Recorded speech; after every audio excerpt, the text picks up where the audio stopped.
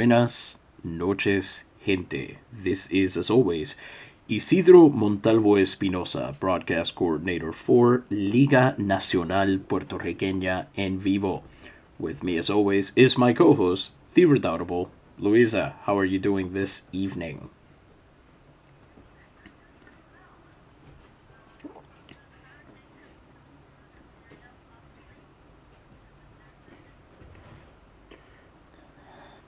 What is that again? Debbie or something like that? Yeah. Yeah, we were supposed to be getting the sort of remnants of that in the next few days. At any rate, we have a hell of a ball game for you tonight. You may not think so, looking at the screen in front of you if you are indeed watching, but we know that a few of you prefer to enjoy this audio only. And if you've been watching for a long time, you know exactly why Luisa is very nervous about this ball game. And why is that?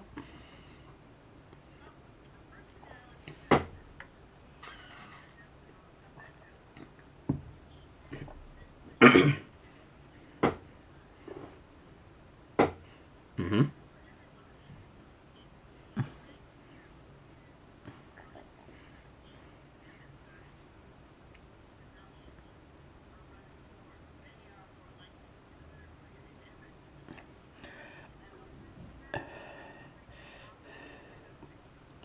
Completely agreed. We're just going to see what's going to happen. Last time, we took a long time out to talk about various things. We're not going to do that. We're going to get right into the action.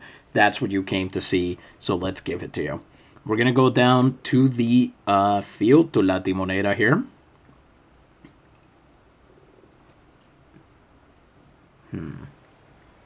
Okay. Oh, interesting. We're back to not... Hold up just a sec. There we go. Oh, there we are. Sorry about that. Had to switch output devices here, and I'm kind of hoping that this will be under control. As you can see, the Güiristas de Peñuelas are going to be facing our beloved Navegadores de Naguabo. There are two major things we need to talk about before we get into this. First, this is absolutely the first time we have ever broadcast the Güiristas de Peñuelas. Peñuelas is a town in the south of Puerto Rico. You may or may not have heard of them recently because they had trouble with coal ash being sort of dispersed over the town by an American energy concern. Obviously, that's very bad. And there was a communitarian response to that involving a number of local and national organizations. The other thing that Peñuelas is famous for, other than burning fossil fuels, and the thing that it is famous for in this reality, is making guiros, which is a hollowed out, dried gourd that is then turned into an instrument. Or at least classically it was. I think some of them are now just straight up made of wood or whatnot now. I've even seen some made of metal, and they will have notches along one side that you then play with a pick. And even though it kind of sounds like I'm describing a guitar-like performance, it's really kind of more of a percussion instrument, which is very interesting. That is interesting. I'm going to have to look up what one sounds like after this. It's a very unique noise, and I think it got very popular because it's very easy to play, and you kind of sound like you know what you're doing when you play one. There was always one around at Christmas, or something like that. So we would, it was easy to grab one and just kind of look like you were participating. The second thing we need to talk about with them is that they are ahead in their division by one game over the Corsos de Yauco, who led for the first 4 months of the season. Wow. If they lose this game and the Corsos win, they'll be tied at the top of the division. Oh, wow. So they need to win this game badly. Yeah. Now, granted, there are 12 games left to play after this, but still, each win is much more important for the Güiristas than for the Navegadores. Mm-hmm. Unfortunately, the Navegadores are sending Everton Stack to the mound for this game. He's their new Jamaican starting pitcher. He sat on the bench last year, basically all year. I think he pitched 1 out, literally, at one point. But other than that, didn't do much of anything. And that's fine, because this year he has been absolutely incredible. But we'll get... Say again? I was going to say, I thought he was doing very well this year, but he is. He absolutely is. And we'll have more to say about that in a second. Before we announce the lineups and have our first pitch, we need to, of course, have a word from the most beautiful of our sponsors. Who are we talking about? We are talking about... Sorry, I have pulled up the wrong file. Here we go. No worries. We're talking about Dr. Gonzalez and his wonderful wood tar liquors. Folks, 50,000 patients have been cured over 10 years. Chronic colds, rogue coughs, abundant chest discharges, asthma, bronchitis, and other respiratory ailments have all been cured by it. It helps with consumption and bladder catarrh. That's inflammation. It purifies overhumored blood, and it whets the appetite for fattening. Not to be confused with other Dr. Gonzalez wood tar liquors, except no substitutes. And of course, it is sold in all good pharmacies, especially San Juan's own Farmacia Guillermetti, at the corner of Calle de San Francisco and Calle de la Cruz.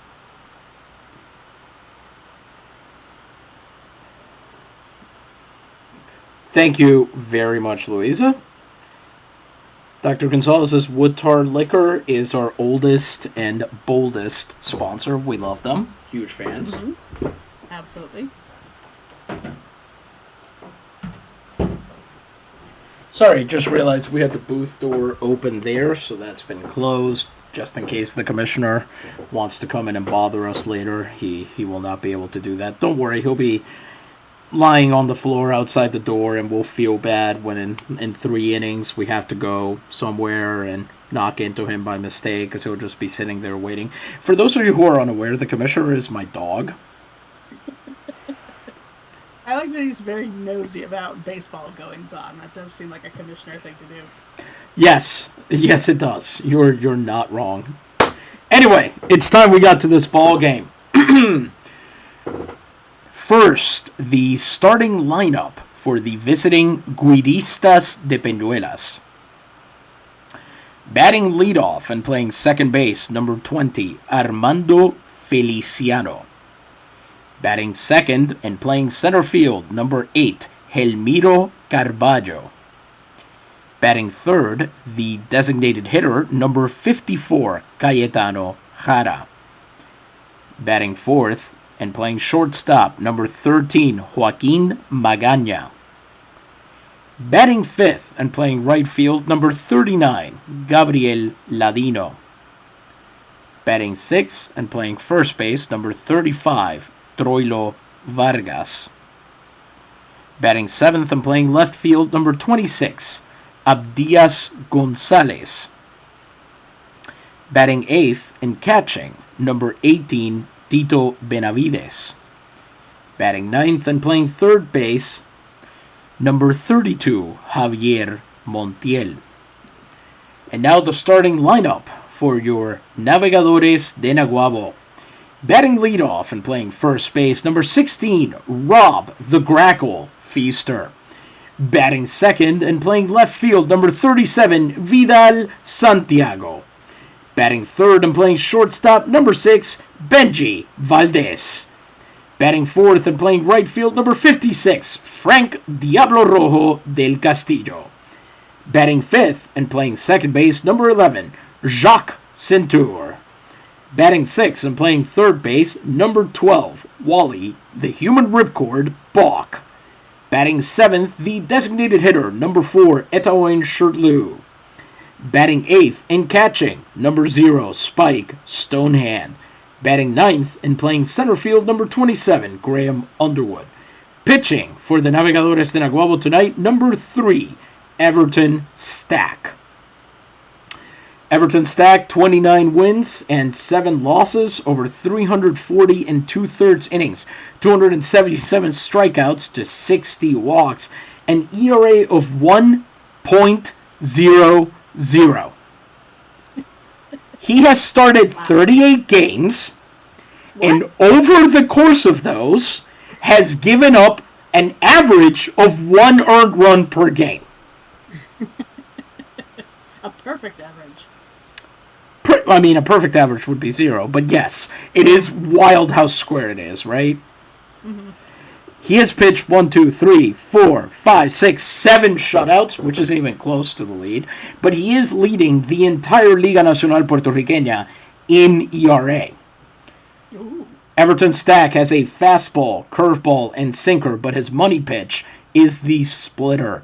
That pitch has seen a big resurgence in the past 2 years. It's one of the biggest reasons why teams have succeeded or fallen. And we're going to get to see what he can do against somebody like Armando Feliciano, who is hitting .201, OPS of .538. 1 home run, 23 runs batted in. Let's get a quick check-in on the weather. It's partly cloudy, 26 degrees. Wind is blowing out to right. So, well, good luck with that. The Güiristas have 2 lefties in their lineup. I do have a question. Fire away. About this pitching. We know he's got one excellent pitch. We know sometimes pitchers, I'm not sure about him, but sometimes pitchers really favor a pitch they're not very good at in games. Is there a way for you to tell him you want him to use his better pitch, or is it just up to them? There is not. You can tell them to pitch around a batter, like throw around in the zone. Don't really give him anything he can hit. You can tell him to pitch to a batter, go after him, challenge him, throw in the zone. And you can tell them to pitch to contact, which is go after him, but go after him in ways that are going to generate a ground ball. Okay. So there's no way to say, hey, lay off the fastball. Gotcha. The simulator doesn't actually care. It just makes up what pitches were in that at-bat. It just knows the at-bat lasted 7 pitches. It ended in a base hit. What those 7 pitches are, who can say? Mm-hmm. Fair enough. All right, here goes nothing. Let's get that beautiful pan. Lovely.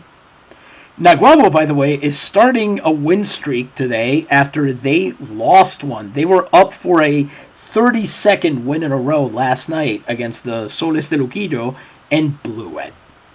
Ugh. Stack is also second in wins in Liga Betances with 29 wins. As the first pitch is a splitter. Low in the zone, and it's strike 1. Nice.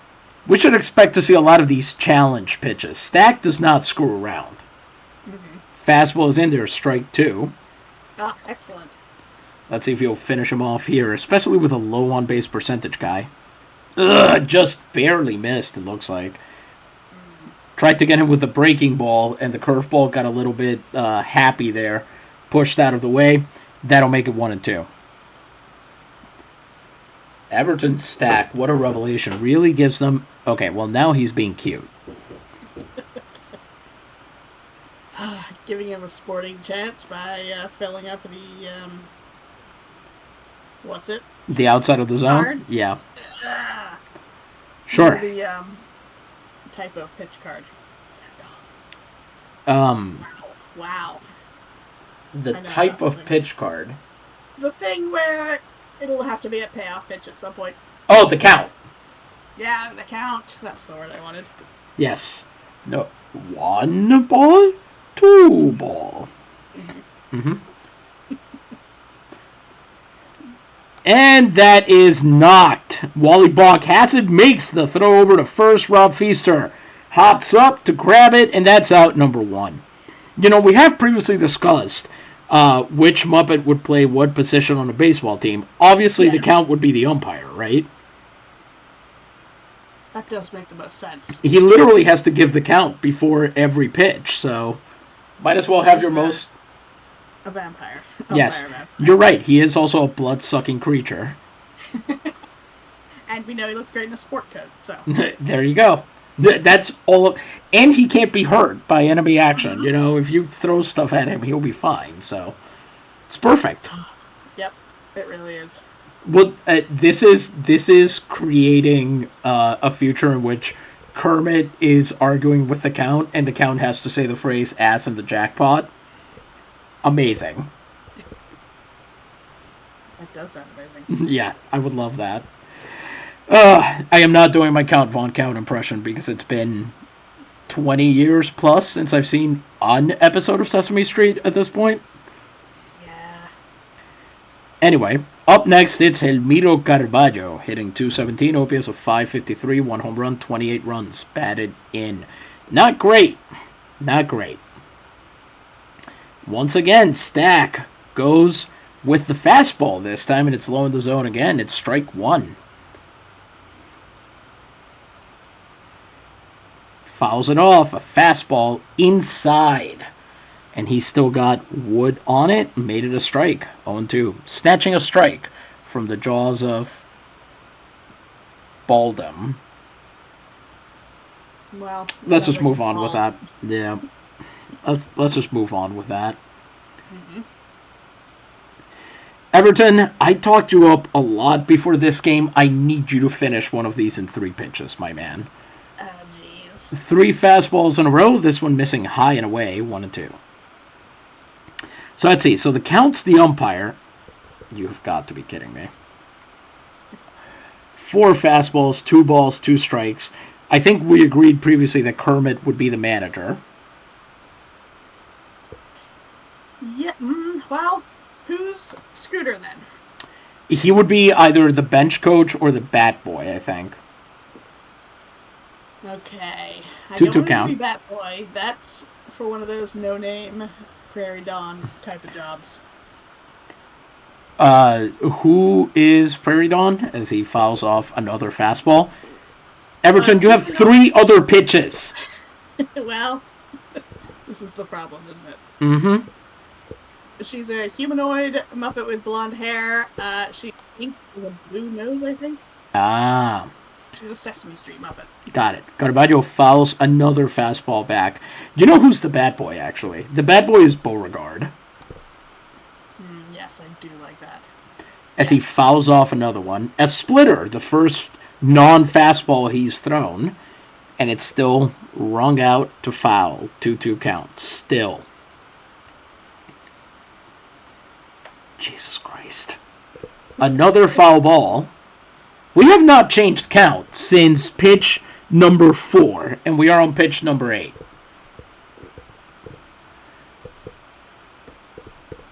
As he goes for that 3rd strike and doesn't get it. Another foul ball.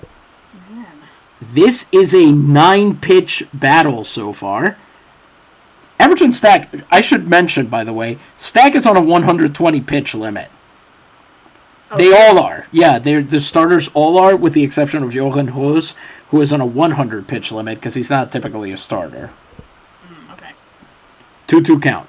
But we're trying to rest him up a little bit before the playoffs. Yeah. You have got to be kidding me. Is that going to go foul? Yep. Curveball. 3 splitters, a curveball. 10 pitches. 10 pitches so far. Here we go. 11th pitch of the at-bat from Everton Stack to Helmiro Carballo, the second batter he has faced all game. Did Stonehand catch it? No, he didn't. Pitch number 12 coming right up.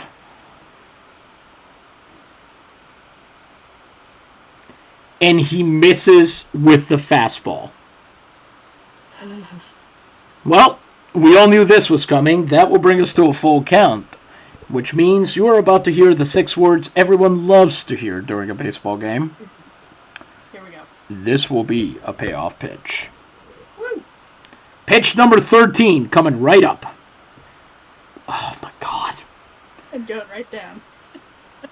That's right. What goes up? Pitch number 14. This one's lucky. Nope. No, it's not. Oh, man. How could this even be happening? This is the fun. You know what? This has gone right back again. This has gone right around again to being funny. Mm-hmm. Pitch number 15 coming right up. Everton Yeah, Stack hit had it. thrown 4 pitches going into this AB. Hit it foul again. I dare you. Oh, someone's going to catch it this It's a time. big can of corn to Wally Balk, and Nice. that's out number 2. Phew. And we are all much older for it.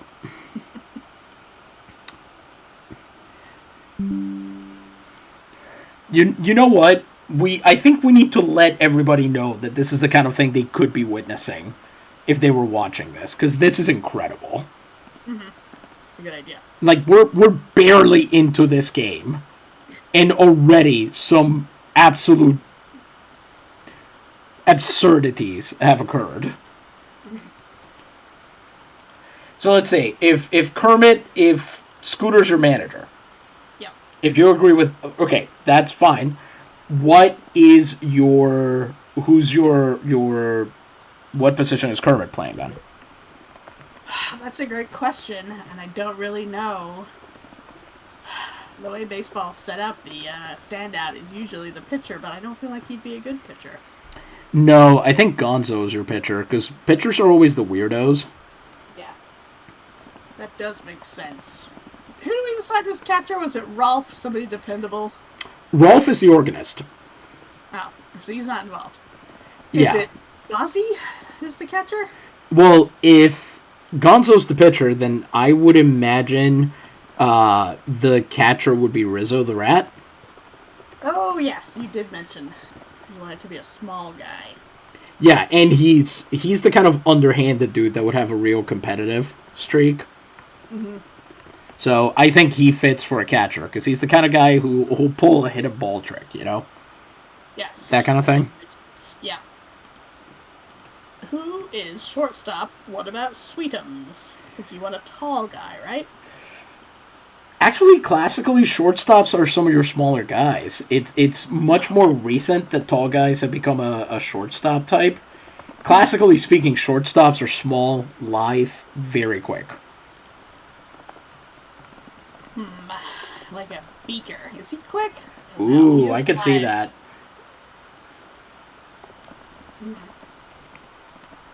And they're usually buddies with the second base player, are they? Or am I making that up? What's that now? They usually work together with second base, because I'm imagining where Yes. Bunsen maybe is going to be. Yeah, they would be the middle infield. Yeah, but the problem is that I think in this scenario, Bunsen Honeydew is providing everybody with steroids. Then make them explode, obviously.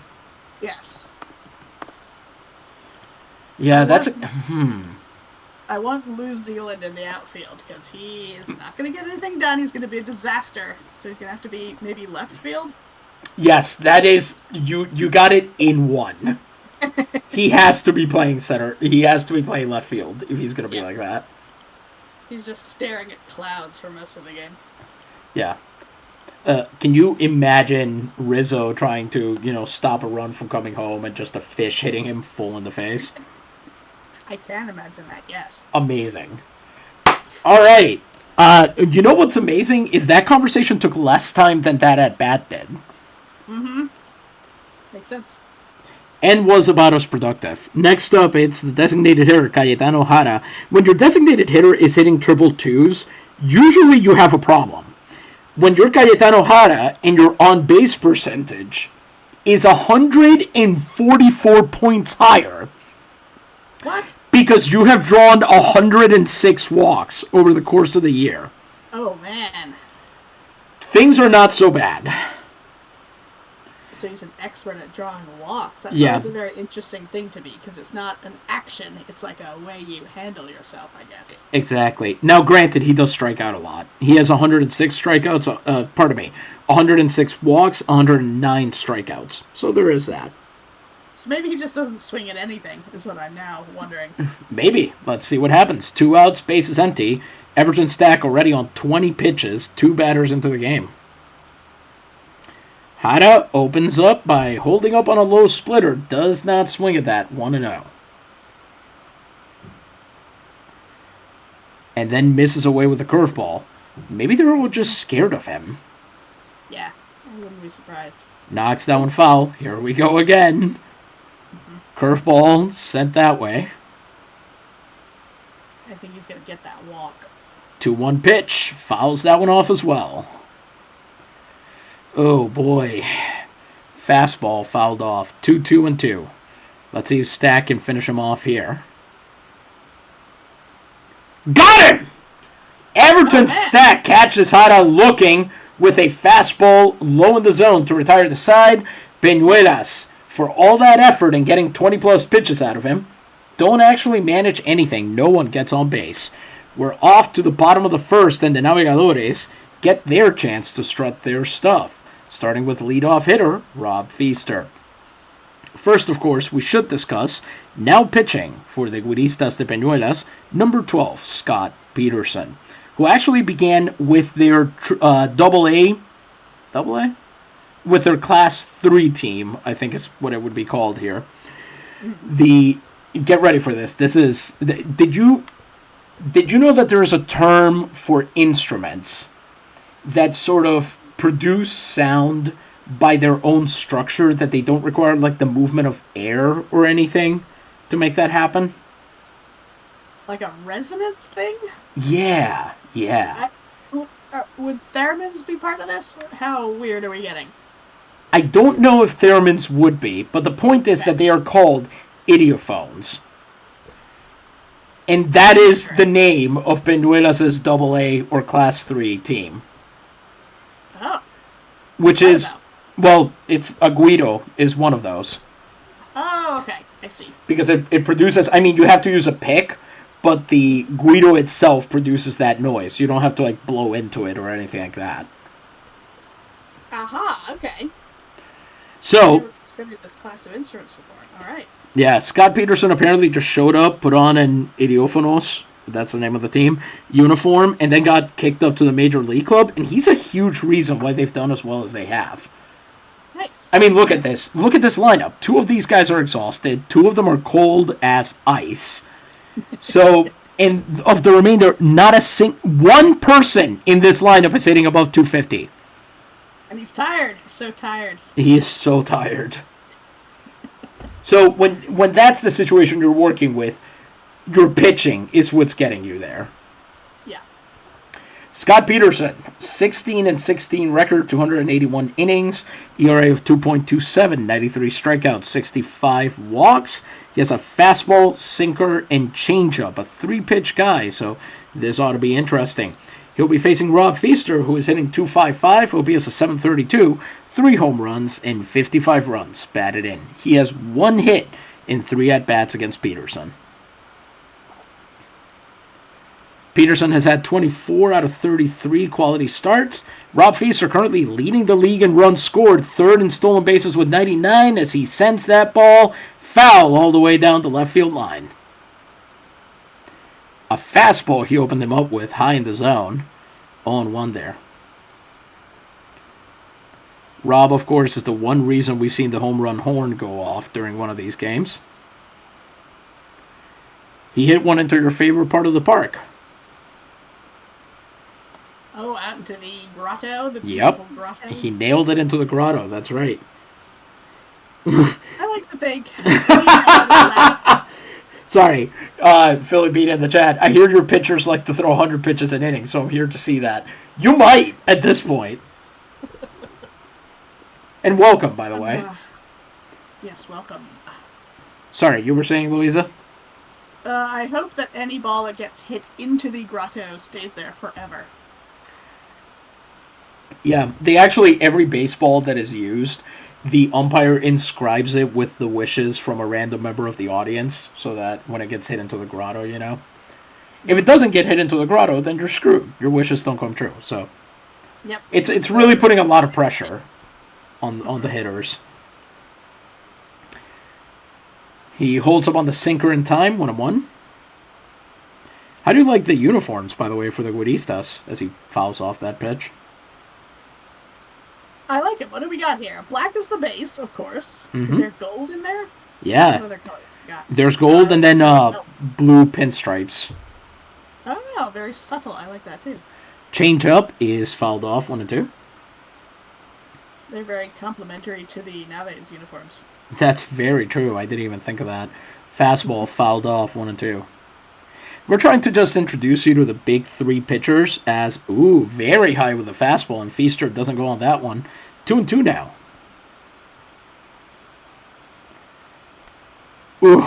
Pops that one up, middle infield. Second baseman and shortstop ranging over. It'll be the second baseman, whose name I am suddenly forgetting. Feliciano. He's got it. Out number 1. Up comes Vidal Santiago, who recently had his first 5-hit game. Oh, good for him. Yeah, averaging 291 on the year, OPS 722, 2 home runs, 74 runs batted in. 1 out, bases empty for Vidal Santiago. Very consistent bat, which I feel like I say that ironically consistently every time we broadcast, but that's really his calling card. He's impressively just kind of good. Yeah, it's a good thing to be. Mm-hmm. It's never going to get him a Campeón selection, at least not, it hasn't yet, but he's always just there being pretty good. The pizza of the Naguabo lineup. Yeah, fair enough. Do you think any of these guys would have ever had pizza in their lifetimes? I wonder. Yeah, there were Italians on the island, but the wrong kind of Italians, so they would have been Corsicans as he pops that one. Oh, the catcher drops it! Does that need anything? Yeah, he'll keep going. Benavides, he couldn't catch it, so this will just be a foul, and Santiago will continue instead of being out. 1-1 count. Benavides is going to be kicking himself if this goes well. And it does! Does it? No! Just barely foul. Good line drive from Vidal Santiago, but at the last moment, it arcs against the wind somehow. Let's not ask too many questions about that. A 1-2 count from Santiago. Great take on that one. That fastball missed inside by the barest of margins, and it's a 2-2 count here for Vidal. As he once again takes the fastball, low this time, and that will bring us to a full count, believe it or not. This will be a payoff pitch. Woo! Here goes nothing. Pitch in. Santiago lines it through. The Navegadores, 2 batters in, have their first base hit of the game. It'll be a single as he makes it all the way into shallow right. Sorry, the ball makes it into shallow right, not Vidal Santiago himself. You actually can't do that. That's illegal. Just take off wherever you want to go. See if they can catch you or not. Yeah, exactly. 1 out and a man on for Benigno Benji Valdez, who is currently hitting .295, has the 4th highest OPS in the entire league. Well, sorry, 4th highest OPS in Liga Betances at 811. No home runs and 68 runs batted in. So if you hit a triple here and Vidal Santiago scored, that would be very nice. Let's see what Peterson's got for him. As that fastball misses outside, 1-0. Benji here hitting .306 at home. Let's see if we can find out anything else. He's hitting .308 in October. I'm trying to find out if he's faced Peterson before. He has 1 hit in 4AB against Peterson. It's not great. No, it's not. But let's see if that lands fair, and it won't. That'll be a strike. On the foul ball, a line drive. Yep. Bouncing around in that corner. Another fastball. Both of them way away, and he actually swung at that. Interesting. It'll be a 1-1 count with 1 out and 1 on. Benji lines that one into the left center gap. Nice! It lands and rolls all the way to the wall.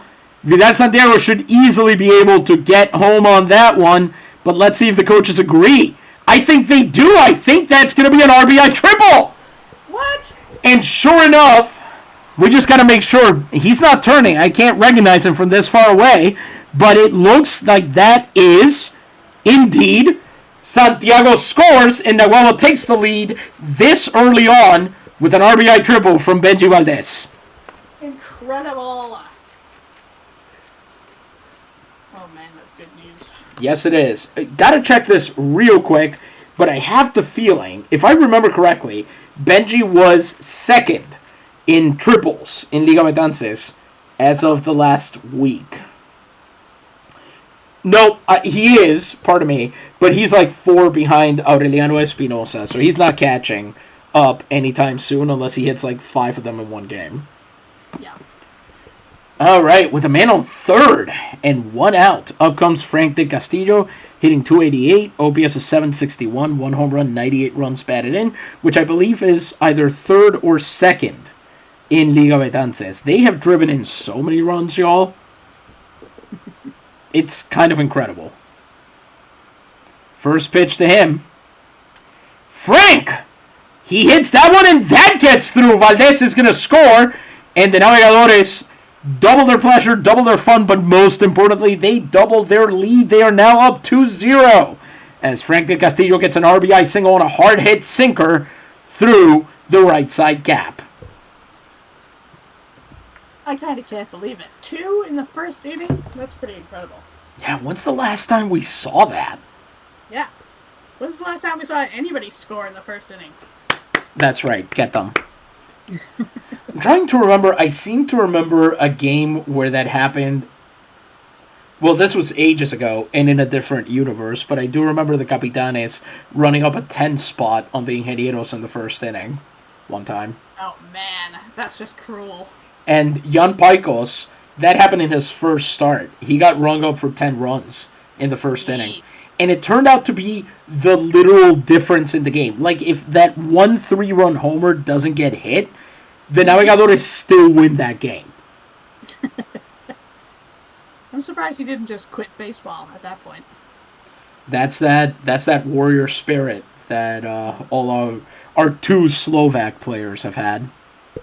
True. With Frank de Castillo on first and 1 out, up comes the Centurion.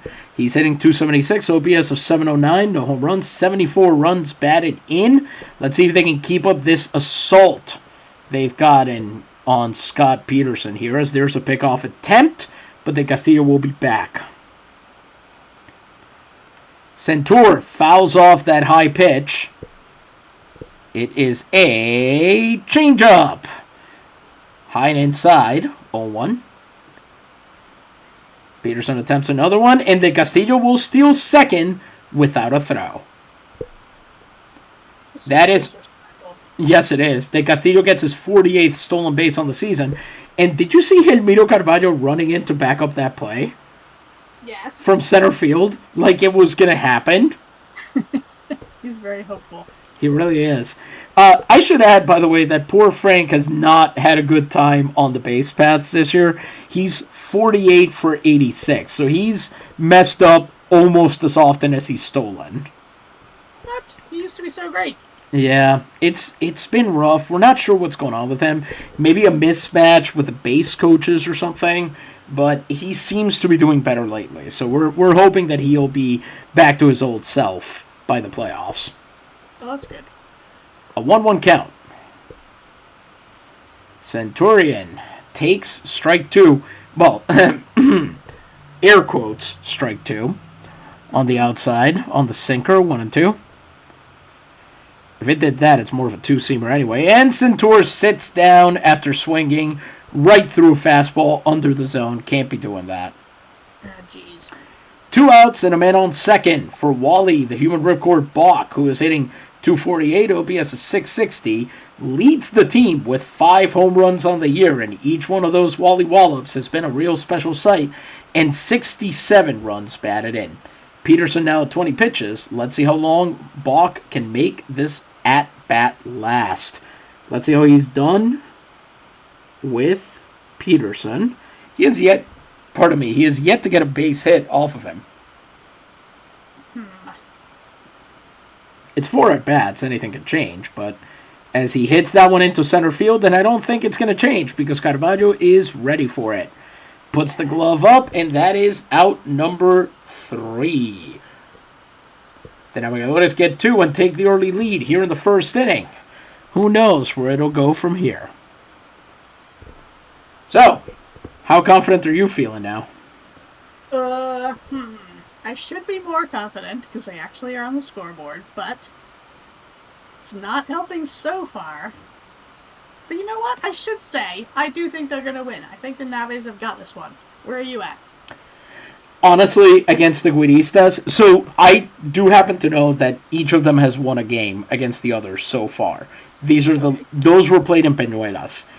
Naguabo's really good at home this year. Like, really, really good at home.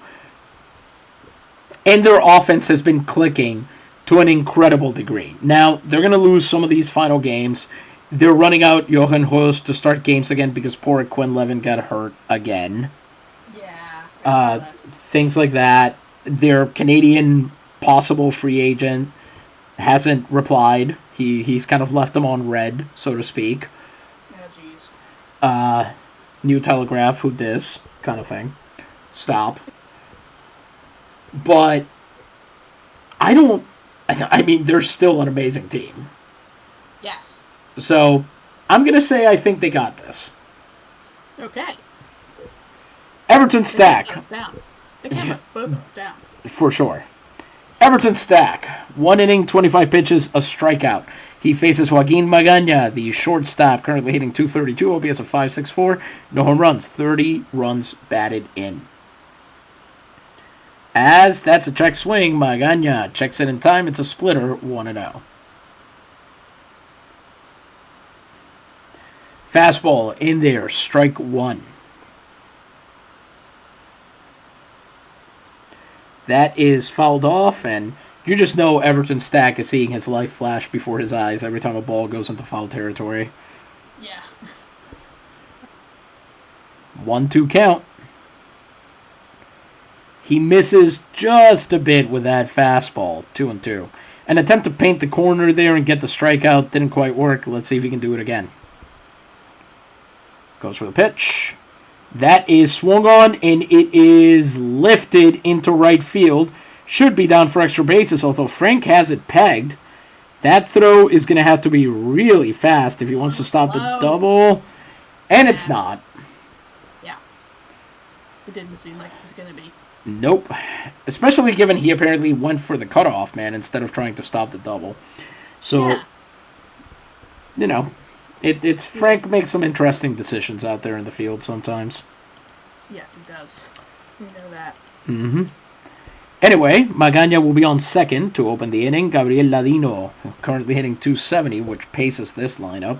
OPS of .667, 1 home run, 50 runs batted in. Will be in next. First pitch to him. Oh! He swung on that one. He did not hold up correctly on the curveball, which is a very embarrassing pitch. Yeah. He must have kicked up some dust with his bat on that one. It's a good question. What ate more dirt? The hitter or the pitch? 0-1 count. Swung on him, hit hard, but foul. Splitter that time. Mm-hmm. Oh, jeez. That is lined into the gap. Underwood is chasing it down. He's got it, but I don't think he's going to make that throw in time either. Taking his sweet time. Yeah. Yep, that's going to be an RBI double, I'm sure. Unless for whatever reason, Magaña scoring all the way on that, and they cut the lead in half easily. It's Ladino's RBI double, his 51st run batted in, and it's a 2-1 game now with a man on second and no outs. Woof. I'm just going to say, I know that this has come up in the past, but we're constantly told that this simulator does not operate differently whether you actually watch the games or not. Uh-huh. This is not what an Everton Stack game looks like. Yeah. The observing is changing. Yeah. Quantum baseball. Mm-hmm. Troilo Vargas, average of .214, OPS of .529, 1 home run, 41 runs batted in. Man on second, and no outs. Swings on that one. Valdez has it. and he'll make the throw to first to get the out that he can get.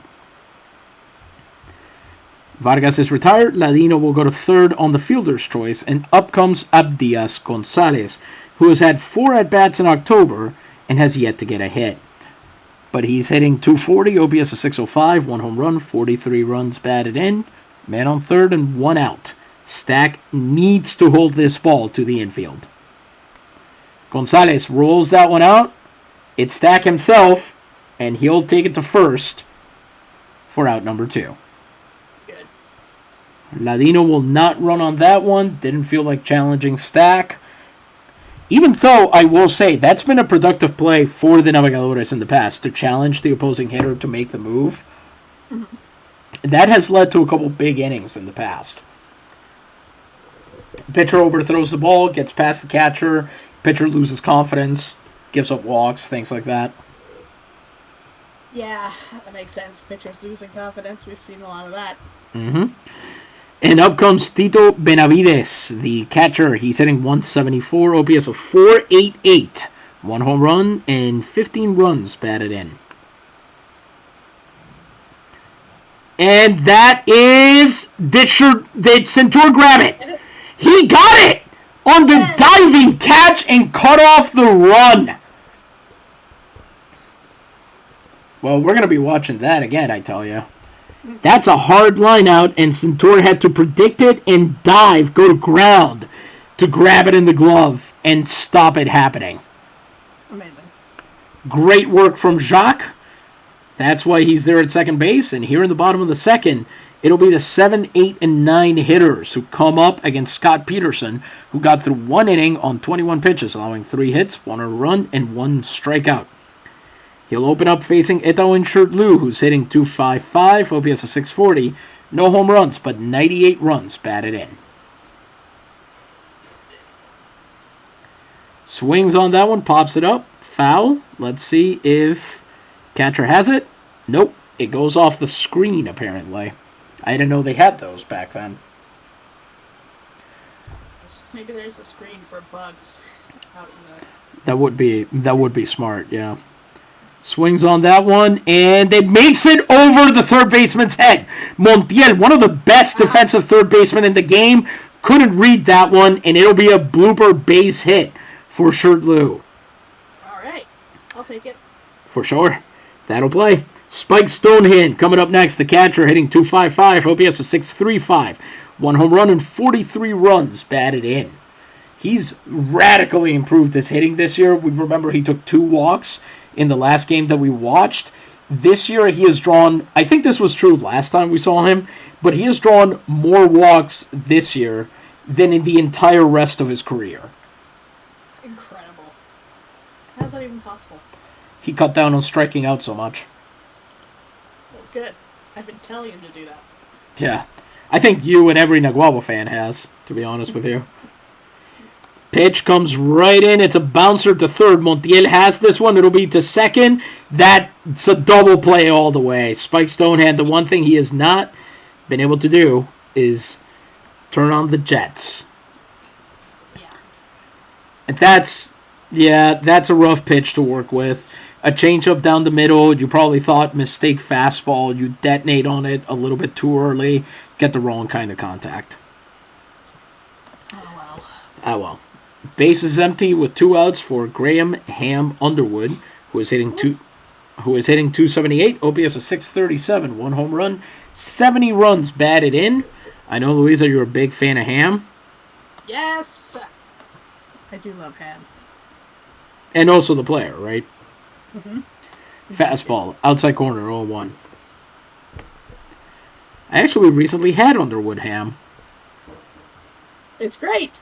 Mm-hmm. I mean, it's great for nostalgic reasons. I prefer homemade deviled ham for quality reasons, I guess. But man, I still love that little can. Mm-hmm. Sinker is low, 101. For sure. I didn't even realize that that's what I had been eating this entire time. My mother uses it to make what Puerto Ricans call sándwiches de mezcla, which is like it's a deviled ham salad kind of thing. Mm-hmm. Underwood spanks that one foul, I'm told. A sinker. Mm-hmm. When you grow up with a dish, it's really hard to tell anything about it. Even when you're an adult, you don't judge it the same way you judge a dish you haven't had. For sure. Lines that one follows well. Good control there on the sinker, 1 and 2. My fear here is so Peterson's pitches are all basically fastballs. Okay. Straight fastball, 4-seamer. The sinker is a 2-seam fastball. It's a fastball thrown with sinking action. And then a changeup is supposed to look like a fastball and suddenly just slow down as it approaches you or look like it's slowing down to throw you off. So he has to play with timing. He has to throw you off is the thing here. He's got to make you think, oh, that I got to get in ahead of this one and so on. So the problem with him throwing the same pitch over and over again is that it's not like the difference between a curveball and a slider where if your eye is good enough, you'll pick up, oh, here's what I need to do. Yeah. I can adjust on the fly. It'll be kind of, those all kind of look the same until it's too late. That's a great technique if it works. Let's see whether it does. 1-2 count. Underwood rolls that one to Feliciano at second, and he's fast, but nobody's that fast, I don't think. He gets thrown out at first by a few steps. The inning is over. Naguabo gets a hit, and that's it. Here in the bottom of the second, we're through 2. They remain ahead 2-1. And Everton Stack will now be facing the 9-1-2 hitters. Stack is at 36 pitches through 2 innings. 2 hits, 1 run, 1 strikeout. He will face Javier Montiel, the third baseman, who is hitting .233, OPS of .527, 1 home run, 30 runs batted in. Montiel watches that first pitch. It's a fastball inside, 1-0. Usually by now, Stack has like 4 strikeouts. This is very annoying. Mm-hmm. As that is lined hard and right at Frank, but not right enough for it to be an out. It's a base hit, a leadoff single, and out comes Armando Feliciano, who is 0-for-1 on the day. As the lineup turns over here with a man on and no outs. Ooh, he goes in for the bunt, and apparently makes contact with that fastball. I didn't hear anything. Did you hear anything? No. Alrighty then. It's called foul, 0-1. Goes for the bunt again, and fouls it off again. Jeez. 0-2. You don't have an element of surprise on that bunt anymore, sir. And he seems to have heard you because he let that splitter go low there. 1-2. He's embarrassed. That's right. And then Stack misses again with a fastball. 2-2. See, maybe he got into Stack's head now because he's throwing like he's trying to get a pop-up on the bunt here. Yeah. You have got to be kidding me. The splitter misses inside, and we are at another full count from Stack, who appears to just want to burn through his 120 pitches and go home. Yeah, he wants to leave early today. Yeah. This will be a payoff pitch. That is hit foul. Here we go again. This time for real. Once more with feeling. Pitch number set. Nope, never mind. That's a pickoff attempt. But Montiel is back in plenty of time. Payoff pitch number 2. Not a payoff pitch. Fastball fouled off. Pitch number 8. Nope. It'll be another pickoff. Montiel will be back on that one. It's a walk. What the heck? 2-1, none out for Helmiro Carballo, who is 0-for-1 on the day. What Stack is doing, I have no idea. He might be doing a bet. Oh, yeah? Yeah. What that bit is, or why it's funny, I don't know. Using his terrible fastball for every pitch, even though everyone hates when he does that? Yes, probably. Yeah. He's hoping it'll be funny again if he keeps doing it. Curveball goes right by Carballo. He does not bunt at it. It's 1-0. Jeez. He takes the splitter, also a ball, 2-0. This is what I expect from, like, Ted. What are you doing? Stack goes to first for that one. Feaster has it. but he moves both runners into scoring position with 1 out. That's why they kept trying to bunt, huh? Yeah. Sacrifice hit for Carvalho, his 33rd sack hit of the season. I don't like it. Up comes Cayetano Jara, who's got a chance here at drawing a walk and loading the bases, knowing him. He's 0 for 1 on the day, though. Knocks that one foul there. That was a splitter, 0-1. That's got to be in there, and sure enough it is. A sinker high and away, strike 2. And then he misses inside with a fastball. Gives him a little bit of chin music there. It's a 1-2 count now. 1 out, 2 on still. Got him! For the second time, sits Cayetano Jara down on strikes. This time swinging through the fastball. 2 outs with the tying and go-ahead runs on base and in scoring position, and he'll now face Joaquin Magaña, who hit a double off of him last inning. This is going to be very rough. Magaña is hitting under the Mendoza line with runners in scoring position. But Stack is getting tired, and now is when the Navegadores need to take advantage of their pitching depth more than ever. Okay. So we might be seeing a bullpen game here, is what I'm saying. After a few more innings of this, Jan Bourgeois, Bashir Roima, all of those dudes can come out to play for a bit. Strike called on the high fastball.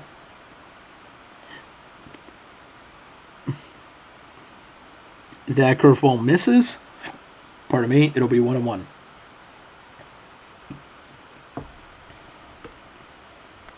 Knocks that one foul. Very lucky, because that did not look like it would go foul off the bat. No, it didn't. It sounded too good. It's a 1-2 count. Stack just needs one more strike to wrap this all up. How many times have we heard that? Yep, he gets it to Centaur to Feaster, and it's out number 3. He gets out of it, dances off the tightrope, and he'll go back and sit on the first bench, staring down the opposing lineup as the Güiristas strand 2. Naguelva remains in front here. They're 2-1, and here in the bottom of the third, with the top of the lineup ready to go, they've got a chance to keep the train moving, so to speak, or keep on sailing, as might be the case. Rob Feaster is 0 for 1 on the day. Scott Peterson, he's through 2 innings, 4 hits, and a run and a strikeout on 29 pitches. He needed 8 pitches in the second inning. Wow. All right, here goes nothing. Feaster watches that fastball miss outside. That's a good eye. I thought the umpire was going to call that a strike. Yeah, I sure hope not, because it was very outside, but he definitely could have, you're right. That changeup as well is away, 2-0. Trying to get Rob to overextend there. That is swung on. It's hit right to Feliciano. He's got it, makes the throw, and that's out number 1. That was the sinker to get the out there. It'll bring up Vidal Santiago, who hit a single last time, and then came around to score on the Benji Valdez triple. 1 out, base is empty. He swings on that first pitch. A sinker, fouled off, 0-1.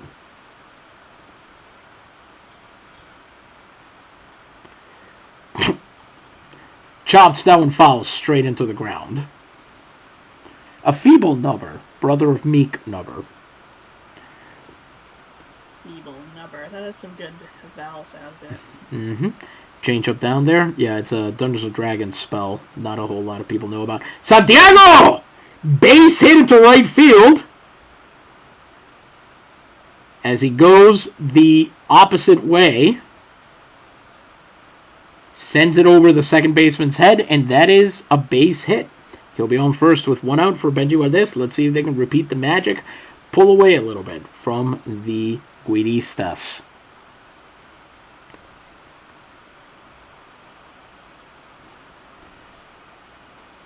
Hits that one, not quite past the third baseman there. It's a changeup hit foul, 0-1. That's going to be a high fastball, ball 1 there. And I think that'll be away. Indeed. 2-1. Sometimes with those pitches where you can see that they're in the other batter's box, but you're like, what is the umpire going to think, though?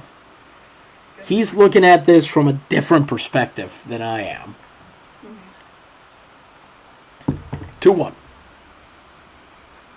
Hit through the other side this time, past the first baseman. That'll also be down for extra bases, but or it should be, but we are not going to have Vidal Santiago try for third. It'll put runners on first and second with 1 out. It'll bring up Frank de Castillo, who is 1 for 1 with a run batted in. He has 3 hits and 4 at-bats against Peterson. Nice. Now's the time to really go for it. Yeah, 2 on, 1 out. Let's see what Frank can... Yeah, Frank's music.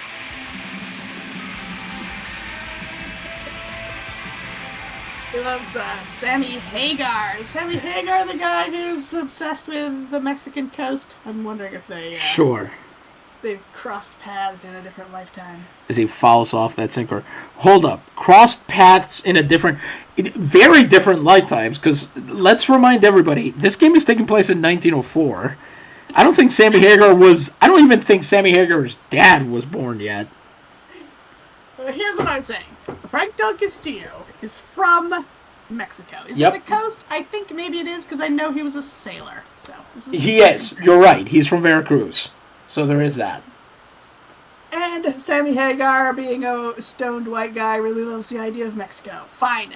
So what I'm saying is, maybe they're in a lake house situation where Frank is writing letters that get transported through time and are being answered by his soulmate, Sammy Hagar.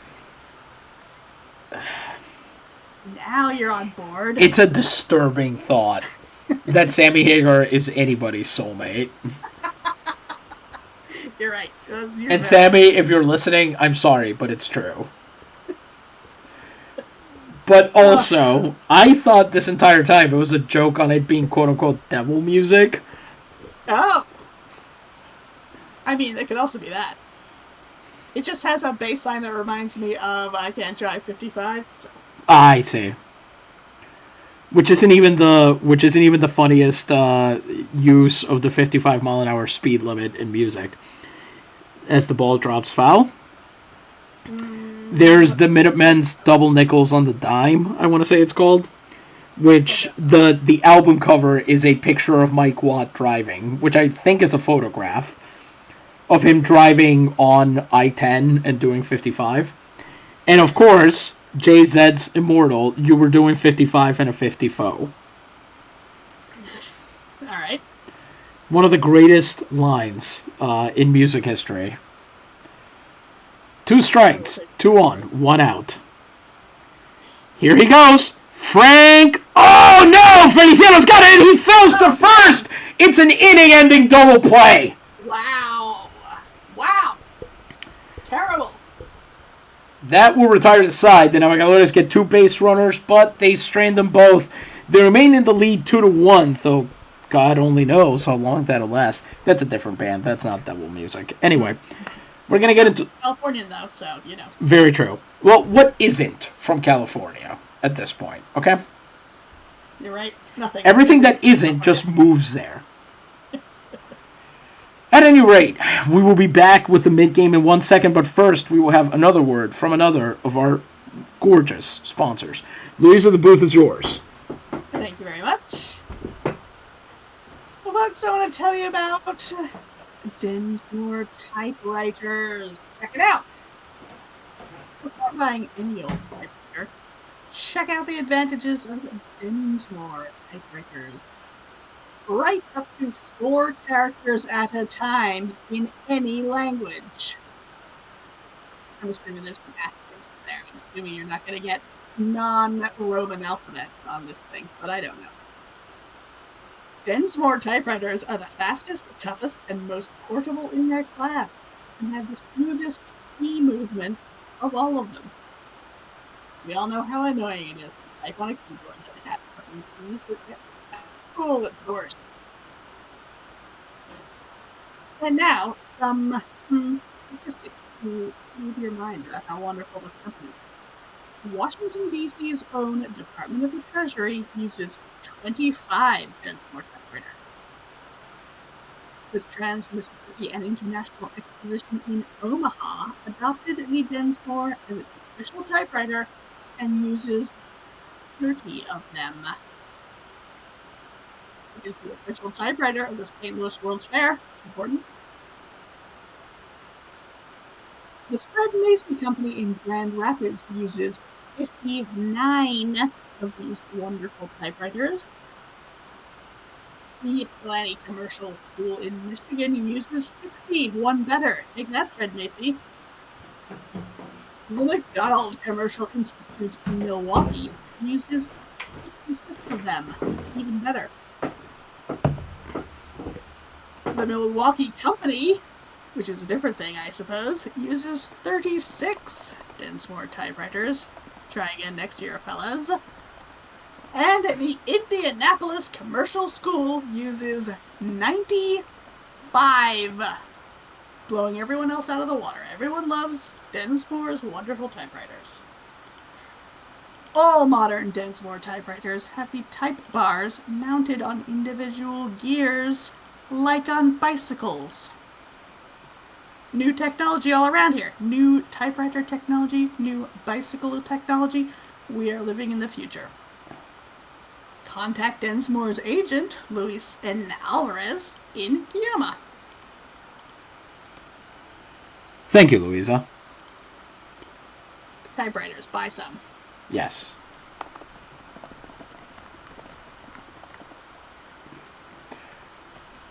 Pardon me. I have some actual information here. Yes. As to why. So the last time we read this, we were a little bit confused, if I remember correctly, as to why the focus on kind of the upper Midwest. Yeah. And I think I have an answer. And I should have had it last week, to be clear. I don't know why it didn't occur to me first. But basically, Michigan, especially the University of Michigan in Ann Arbor, was where a lot of upper-class Puerto Ricans of all races got degrees. I think the first, please do not quote me on this, I believe the first black man to get a degree from the University of Michigan was Jose Celso Barbosa, who was a medical doctor. And was able to get his degree because he was categorized as, one of my teachers claimed he was categorized as a Caribbean Indian. Oh, okay. But he was Afro-Latine. So that is very much... Do you know why? Was there like a friendship program with somewhere in the Great Lakes and the island, Puerto Rico, or the Caribbean in general? That's actually a really good question, because I know that rich Cubans, and this is relevant to baseball, sent their sons to Fordham when it was still called the College of St. John, or maybe St. John's College or something like that, which is a different thing these days. Huh. But I know that because the first Latino man to play baseball professionally was Cuban Esteban Bellan, who picked up the sport from American sailors, and then when he was studying at Fordham, played it on the side for Troy and Union of Morrisania, I think, were the two teams that he played for. Nice. And that was all the way back in 1871, the first year of professional baseball. Incredible. So it is a good question. Yeah, I do wonder what the linkage there would be. The Great Lakes, certainly a lot of those states had particularly progressive educators. Yeah. I'm wondering if they were able to get a rich investor from somewhere in the Caribbean. Because then if you have someone to say, like, oh, you should send your children here, like, this is prestigious and there's a connection, then I guess I could see that. I don't know. Yeah, possibly. I'm trying to think about this because these were not poor Puerto Ricans, right? College education was never in the picture for them. So these were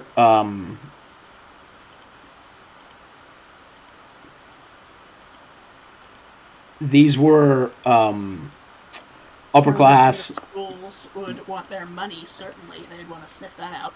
for sure. Yeah, I don't know. It is something that I definitely would want to take a look into, given World Enough and Time, because it is a very interesting topic. But it did occur to me that it impinges specifically on this. Like I'm sure Densmore just happened to have this copy lying around and translated it into Spanish and whatever. By the way, can we talk about how wild you know that the early 1900s the U.S. was on something, because they were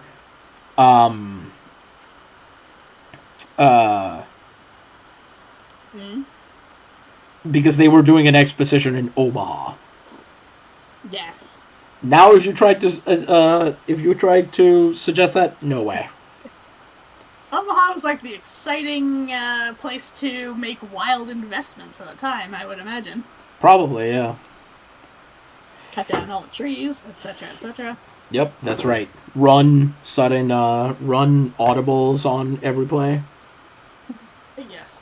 Anyway, as we get into a fourth inning, Everton Stack, 57 pitches over 3 innings, 3 hits, 1 run, 1 walk, 2 strikeouts. He faces Gabriel Ladino, who last time embarrassed him by batting in a run, so he's 1 for 1 with a ribby today. So double that time, and Stack misses low with a curveball, 1-0. Great start. Certainly you wouldn't want to get your revenge on the guy who made you look bad. Certainly not. And you would definitely would want to make him look even less bad by then missing with a sinker. 2-0. Gotta do something here, Everton. He gets Ladino to swing. It goes to Centur. Centur, low throw to Feaster, but he's got it. I don't like that phrasing. The play-by-play says that ball was fisted right at Centur. He doesn't need that kind of hassle. Yeah. There was a baseball player named Doug Fister. It's an unfortunate name. Very. Troilo Vargas is next up. He's over 1 on the day, batting under 200 with the bases empty, which means he's actually doing better than his average if there are guys on, which is kind of great. Good. Low with a fastball. That seems like an RPG superpower you'd have. Can't bat with the bases empty. What am I talking about? This is literally a trait in Super Mega Baseball now. Oh, is it? Like you're down to 1 hit point and suddenly you got extra strength? I don't know if it's a trade-off. I know that there's one called RBI Hero, where you get extra power and contact if there are guys on base, specifically on second or third. But I don't know if it trades off if you lose anything if the bases are empty. Okay. 1-0 count. Some of them work that way, some of them don't. Splitter misses low, 2-0. That one doesn't. That fastball is in there for a strike. 2-1. Swings right through the fastball. 2-2 now. Big hack at that one, and not even close. Oh my God. Misses inside with a curveball. Everton Stack is afraid of a man hitting 214. He's having a terrible night for some reason. Afternoon, I guess. But that'll be a full count, so this is about to be a payoff pitch. Woo. Got him! Full count pitch, strikes him out on the fastball. His 280th on the season. He will now face Abdias Gonzalez, who is 0 for 1. In a normal year, 280 might lead the league. This year, I don't even think he's top 5. Wow. You know who's... Does this just explode, or is it just a random thing? I think the influx of Canadians who are free swingers for the most part, in baseball, I mean. They don't wear cups. I gotcha. Yeah, that's right. Yeah, they actually call it... They people don't know this, but they actually call it going lumberjack up there. Anyway. Yes, back on track. Right. So, between that, there's a lot of Puerto Rican players that are heavy strikeout guys who have shown up. I say heavy strikeout guys. I mean that in a relative fashion. Like, they're not as patient as previous hitters have been. And then you've also got a bunch of pitchers who, in the offseason, learned how to throw a wicked splitter or a wicked changeup. And those are big strikeout pitches. So, one thing leads to another, or one thing adds up with another. And that confluence of factors, that's how you end up with Ezequiel Vázquez striking out 411 guys. Amazing. And actually, we can check, because I'm pretty sure he's starting tonight. He usually starts on the same days Everton does. Yep, and make that 414. Jeez. 2 outs, bases empty for Diaz Gonzalez. Fastball, low, 1-0. By the way, Stack isn't even leading his own ball club. Ted Balloon is getting pretty close to 300. Wow. Curveball in the outside corner. And actually, I forgot to mention this earlier. You know how Ted went into training to try and throw faster? Yeah. It didn't work out, but he apparently just learned how to do that during the season. Oh, it finally clicked for him, huh? Yeah, his speed went up all of a sudden. Amazing. 1-1 count. Chopped foul, 1-2. Let's see if he'll finish him off. Fastball, curveball, fastball. Will he go to one of the other pitches? Got him! Strike 3. The side is retired on the splitter. A beautiful whirly splitter up in the zone and in. Didn't have anything he could do with that one. We'll head into the bottom of the 4th. Nahuel remains ahead 2-1, and it's up to the 5, 6, 7 batters to get something started here. The Centurion is 0 for 1 on the day. He'll face Scott Peterson, who is through 3 innings with 6 hits, 1 earned run, 1 strikeout over 42 pitches. First pitch to a Centurion. Swings on that one, lifts it up into left field. It's taking its sweet time coming back down, and by the time it does, it's a 1-pitch out. Gonzalez has it. Wally Bullock comes up next. Last time he was a 1-pitch out. He's 0 for 1 on the day, therefore. Let's see if he can do any better than that. Bases are empty. 1 out for him. Ooh, that sinker painted onto the bottom of the zone, and it's 0-1. Sinker misses low. 1-1 now. Swung on and hit. Not quite past Feliciano. That's going to be a ground out at first base. Ah, jeez. All right, then. Good knockdown from Feliciano, too. He had to basically smack that ball down and then grab it to get it to stop moving. Shirley will be up next. He is 1 for 1. He is second in the Liga Betances with 98 runs batted in. Singled last time he was up. Swings on that one. Man, Peterson is getting those first pitch swings. Mm-hmm. As that goes foul. 0-1.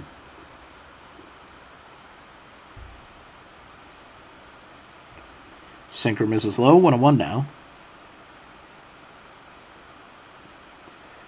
Misses inside with a third sinker. 2-1. Interesting strategy from the pitcher here to... Okay, sure. Let's say that fastball is a strike. Let's say that, for the sake of arguing. It looked so low. It did, because it was. 2-2 count. Swung on and hit to Feliciano again. He makes that throw, and that's out number 3. Ah, jeez. 2 easy outs to Feliciano in a row. That'll be the inning. The Navegadores don't get anybody on base as we are through 4 now. Where's your confidence level? Do you still think they got this? I think they do, but just barely. I think they might win it by just 1 run or so. Okay. How about you? I mean, I tend to think once you establish a rhythm like this, like, oh, it's 2-1 for a while, it usually kind of holds. I'm going to say they seem to like to win games 3-2. I'm going to say 3-2. Okay. We'll see what happens. They could explode in the late innings, but that is the most likely scenario right now. All right, so here we go. In the top of the 5th, Everton Stack, 70 pitches over 4 innings, 3 hits, and a run, a walk, and 4 strikeouts. We're going to start bringing in some of our long relief guys. Let's see. Who do I want for this? I'm going to bring in Bourgeois and Perez are going to be in the bullpen to begin this inning. Benavides is 0 for 1 on the day. Let's see how he does in his second chance against Everton Stack. Fastball is in there. Strike one. Hit to Feaster. He picks it up, throws to Stack over at first, and that should be out number one, even though nobody has actually stepped on the base. Yeah. Interesting call by the umpire. Maybe he actually is a Muppet.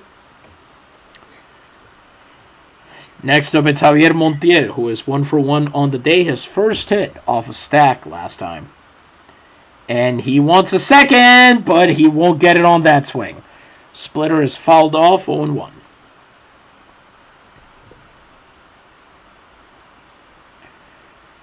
Splitter misses inside, 1-1.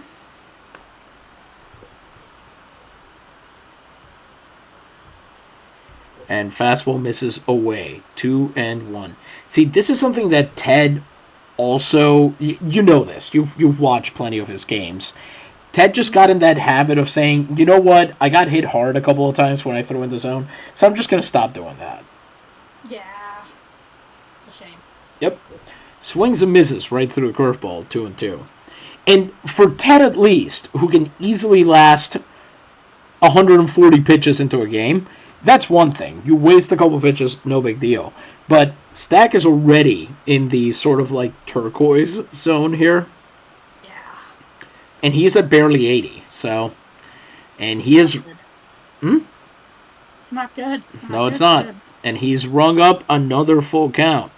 This will be a payoff pitch. Incredible. Got him!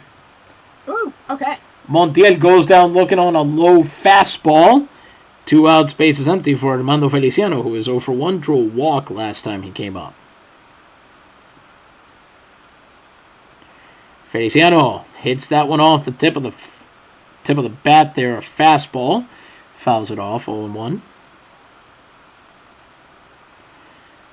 Stack really pitching around most of these guys as that sinker lands low, 1-1. And when you see that from a pitcher like this, you wonder, is this the pitcher having a bad night? Is this actually the plan that he came up with his catcher? You know, what's going on here? 1-1 count. Because, I mean, if Stonehand's back there saying, yeah, don't worry about it, just pitch around this dude, fine. You know, we have to trust that they know what they're doing. But as that fastball is low and away, but it's a strike, 1-2. Look how grouped these pitches are. Yeah. It's weird that they're all different ratings, especially that strike. Mm-hmm. Yeah, he nestled that fastball in the zone there. Yeah. Very, very small there. Let's see if he can finish him off. Get out of the inning without too much damage. Feliciano watches a curveball, miss low, 2-2. The pitch that has absolutely not worked. You haven't been able to get anybody fooled with a curveball. Yeah. Is that his best pitch? Is that the one he goes to? Nah, the splitter is his best pitch. Oh, right. The splitter. He has used it well. But the curveball is just not fooling anybody today. I don't even know why he's throwing it at all. Just scrap it. Give it up for the night.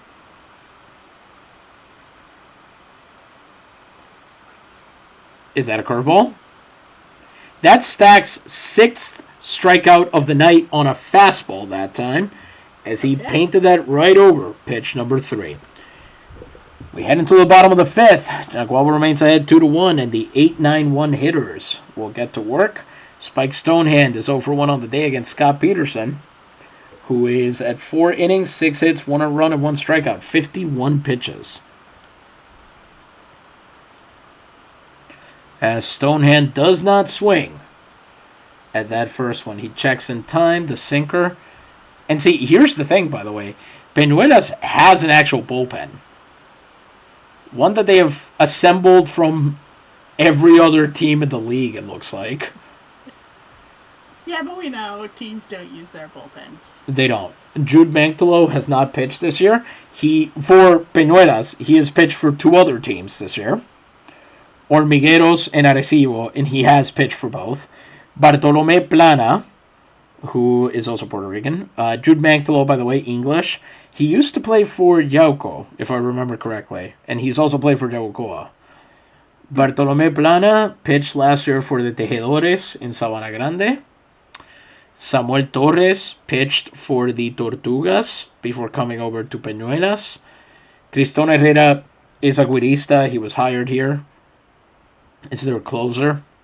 Has 2 saves on the year. And Basilio Gallegos, formerly of the Golondrinas de San Germán, is here as well. He has pitched in 7 games for the Güiristas and has yet to get a decision, actually. He hasn't had a win, loss, or save.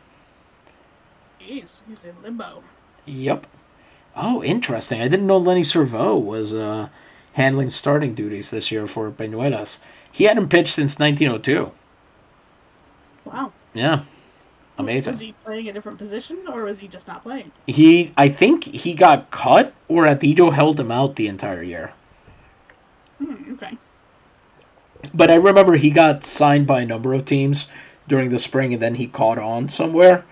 And I guess it must have been Peñuelas. All right, here we go. Stonehand took that first pitch. Anyway, what I mean to say by this is not going to be so easy as just knocking out the starting pitcher. They have actual depth. Yes. Also, it's nearly impossible to knock out a starting pitcher, so... Yeah, you have to hit 8 runs off of them. That's the magic number. Fouls that one away, 1-1. Sometimes it's even 7. Is it? Yeah. If it's a good day? Yeah. Sinker is high, 2-1. Something about managers, they just get superstitious around that number. As Stonehand rolls that one to Montiel at third, he will not rush the throw to first, but he doesn't need to because Spike's not exactly fast. Vargas picks it up, and Stonehand is out number 1. Base is empty for Ham Underwood, who is 0 for 1 on the day. Let's see if we can improve on his last performance. He at least got some pitches into that at-bat before he grounded out. Here we go. And that's a base hit. He's going to land that one into shallow left. Wow. Solid line drive there. 7th base hit of the game for the Navegadores on a sinker. Saw it coming, lined it, golfed it into shallow left field. And that's a base hit.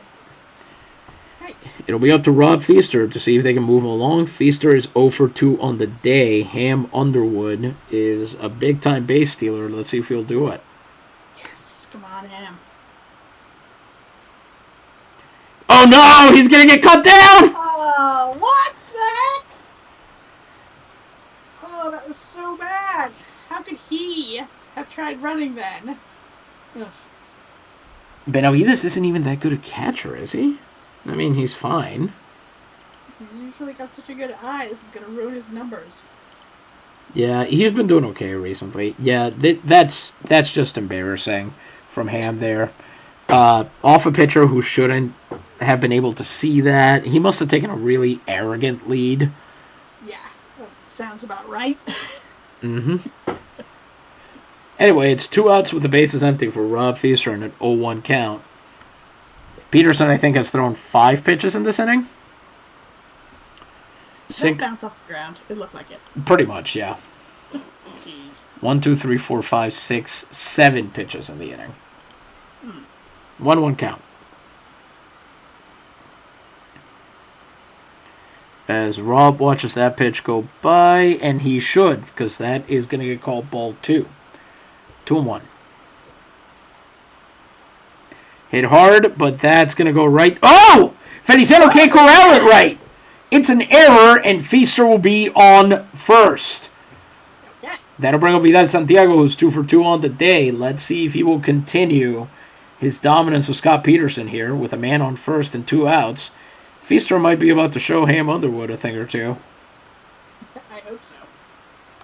Santiago fouls that one off. Feaster has to run back to first. 0-1. And there he goes. That throw is going to be way late on Feaster's foot first slide. That is his 100th stolen base of the year. Incredible. He's 143. So 143 attempts, he's gotten caught 43 times. Amazing. 1-1 count, man on second, and 2 outs for Vidal Santiago now. He is showing him how it's done. Sinker misses low, 2-1. Santiago swings right through that fastball, 2-2. Let's see what happens now. This is where it gets interesting. Ham, by the way, is third on the team in stolen bases. He has a very nice number of them. I know, that's why it's always terrible when he gets caught, because it'll wreck those perfect numbers. I meant he literally has 69 stolen bases. Yes, I know. I was just upset with him still. I mean, that's fair. So that'll bring it to a full count as that changeup misses, and this will be a payoff pitch. Woo! No, it won't. Vidal Santiago knocks down foul. A sinker. 3-2. Pitch number 7 coming right up. It's a walk. Vidal Santiago will be on with that one. And with 2 on, up comes Benji Valdez, who is himself 2 for 2 with the ribby on the day.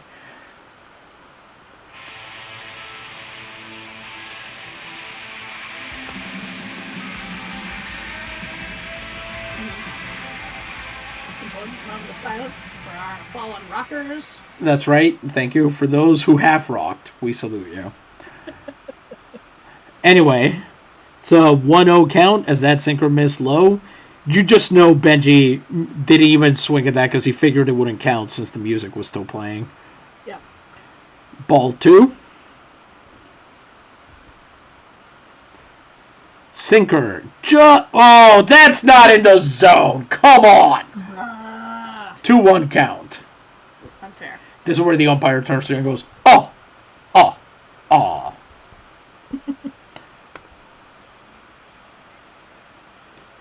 Is that going to be a sinker? Is that going to be a strike 2? Apparently not.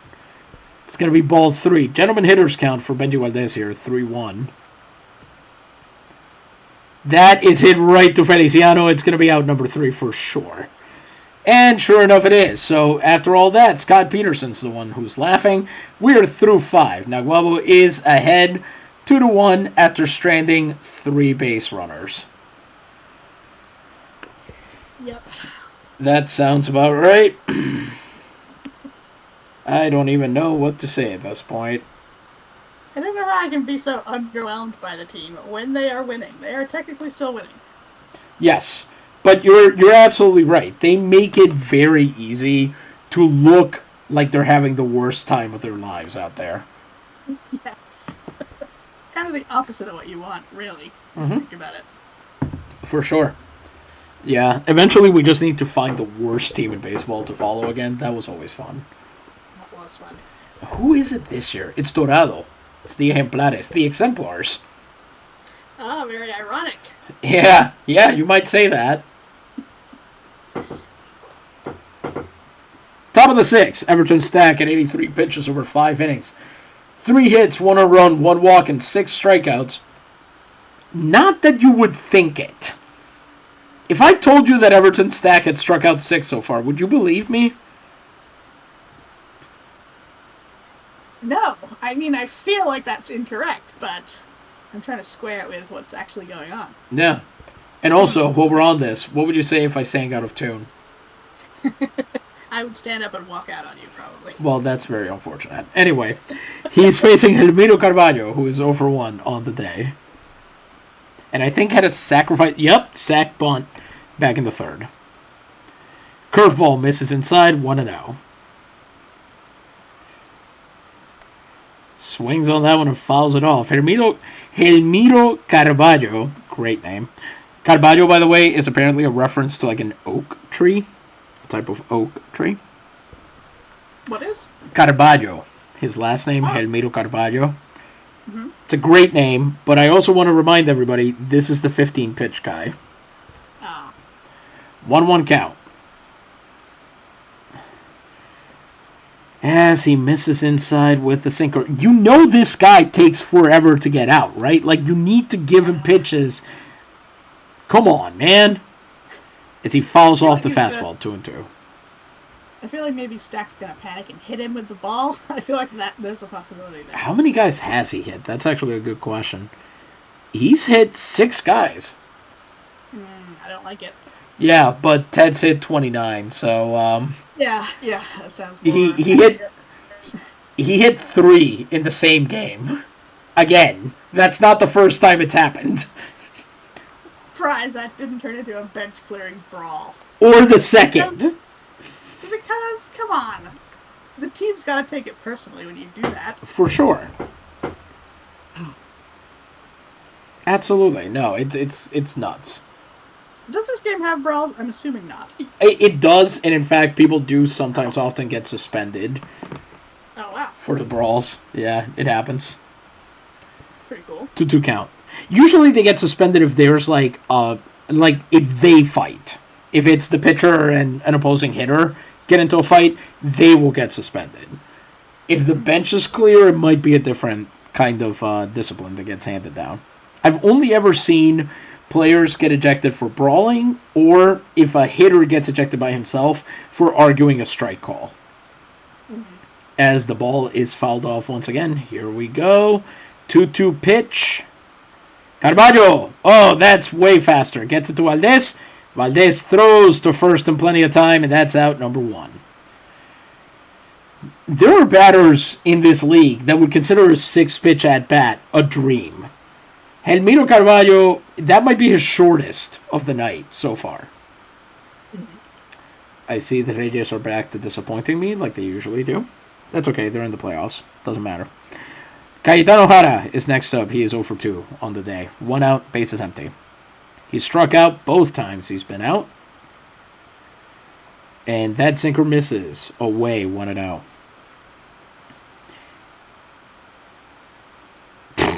Swings through. See, that's what he's been trying to do this whole time. Yeah. Lure somebody into that kind of swing, yeah. Yeah, he completely fools Hada on that curveball, 1-1. Misses low with the splitter, 2-1. Hada lines that one, but not over the Centurion. He doesn't. It's a great play from Jacques Centur, his second great catch of the night. This one a 4-star, apparently. Nice. Basically, he just had to run over there and be in position when the ball got there. But still, great read from that one. Benji Valdez coming over to support his teammate. And they got the job done. 2 outs and bases empty for Joaquin Magana, who is 1 for 2 on the day. Great. Curveball misses. Oh, my God. He throws one curveball that works. And he's just like, you know what? Let's just do it some more, all right? Yeah, why not? Magana rolls that one to Valdez. Let's see. Does he have it? He does. He picks it. He makes the throw. Feaster grabs it. Tacks the runner out on the way. Magana is out. That retires the side. Peñuelas goes down in order. Nagua remains on top. 2-1 as we head into the bottom of the 6th. Tomas Perez and Jan Bourgeois are probably a little bit disappointed that they are not being called into action. But that's what the pitch count is for. Here in the bottom of the 6th, Scott Peterson at 72 pitches over 5 innings, 7 hits, an earned run, a walk, and a strikeout will face Frank Del Castillo, who is 1 for 2 with a ribby on the day. He is now at 99 runs batted in. Last time, of course, he lined out to the second baseman. Peterson throws a fastball low in the zone, 0-1. Sinker misses inside, 1-1. Are you kidding? The Esqueletos just hit my boy Connor Guest. No! He's not injured. He made it on base. It looks like he'll be fine, but I don't like it, though. Literally the only reason the Reyes are, like, semi-watchable this year. So, well, no, that's a lie. Cristobal Garza exists and is going to win a batting title. So, I shouldn't say that. But Connor Guest seems to be the future of the franchise in a way that the other guy isn't. So, in fact, Cristobal Garza is up to bat right now. Can you imagine if a ball player walked up to be our guest? I'm trying to picture it. I think I would like that. I that think would be pretty good. it would be awesome. But you'd just be like, what is wrong with this man? Who does he think he is? He's going to try the gray stuff. It's delicious. I'm Keith Hernandez. Anyway, 1-1 count. No one got that joke. That joke is for 0 people right there. Synchro slow 1-2. Keith Hernandez was on Seinfeld. Yeah, and that's exactly what happens when he aggressively kisses Elaine in a way that we would definitely consider cancelable right now. And you hear a voiceover, Elaine say, "Who does this guy think he is?" And you hear Keith Hernandez say in voiceover, "I'm Keith Hernandez." And that has been stuck in my head since college. Anytime I need a confidence boost to do something that I maybe shouldn't be doing at the time, that's all that runs through my head. Yep. It's very good. If you think you're Keith Hernandez, things go much differently for you. 1-2 count. Ooh, nice. Throws that one backwards. Then Castillo fouls it off. Says, "I'm not done with you yet. I got a few more pitches to drain out of you." And sure enough, he does. Synchro misses low. 2-2 count now from Frank Del Castillo. Swings on that one, lifts it. Very lazy fly against the wind. That just tells you how strong Frank must be. He's just like, no, you know what? That's supposed to go out straight into right field. No, it'll go foul. Yeah. I'll make it happen. 2-2 count. Hits that one up the middle, and it's going to land. That is Frank Del Castillo's second base hit of the night. Lines it into center. 8th base hit for the Navegadores. Let's see if they can turn this one into a run. Don't even say it. Centaur comes up. He is 0 for 2 on the day. No outs and a man on first, though God knows how long that situation's going to hold. Charge. De Castillo runs back on that pitch. It's a called strike. Fastball on 1. Oh, he steals second without a throw. The sinker misses, and Benavides once again can't get it. That's that devil magic. Del Castillo steals his 49th base of the season. Scott Peterson at 81 pitches, man in scoring position and no outs. Let's see if Centaur can at least move him along. Well, not on that one, he can't. Fouls off the sinker, 1-2. What do you think Frank's walk-up music would be? Ooh. Running with the Devil. That's my guess. Who's running with the devil by? Van Halen. Because Sammy Hagar. Hagar. But not Sammy Hagar. Damn. Not Sammy Hagar. Yeah, cold, right? Cold as Damn. Ice. Ooh. Let's see. I'm trying to think if there are any Spanish songs. There have to be. But... Songs about the devil? I should hope so. What? About what? Songs about the devil? I should hope so. I actually assume it's Shout. But, you know. Oh, yeah? How does... isn't it shout, shout, shout at the devil? I don't know that. What is that? Damn. I only know it because of a parody, so... We're off track here. Also, Disco Inferno might work. Yeah, that's not bad. It's a pretty good one. Yeah. Fire by, what is it? The Mysterious World of Arthur Brown, or whatever the hell that name was. I don't know that The one that's like, I'll Take You to Learn. Just Nope. Fire. Ba, ba, ba. No? Damn. Nope. All right, 1-2. One of the first like modern one-hit wonders. As Centaur sends that one, is that foul or is that gone? That's foul. Whew. For a second, I was like, the left fielder is being very lackadaisical, even if that is a home run. 1-2 count still, as he fouls off that sinker. Ooh, misses with a sinker, 2-2. Peterson laboring a little bit. He's thrown 12 pitches in this inning. And he can't quite get the call on the sinker high and away. It'll be a full count, and this will be a payoff pitch. Knocks that one into left field. Is that going to go foul? You know it does. You know it does. Mm-hmm. By the way, Jacques Centur. So I had all of these ideas for what his walk-up music would be, but then I realized they all center around Paris, and he's from Calais. So that doesn't quite work. You need something more generally French. Does he just go classic and do La Mars? The only one I know. Ooh. Je ne regrette rien. Yeah, that's a good one. Does he just go classic and go for the Marseillaise?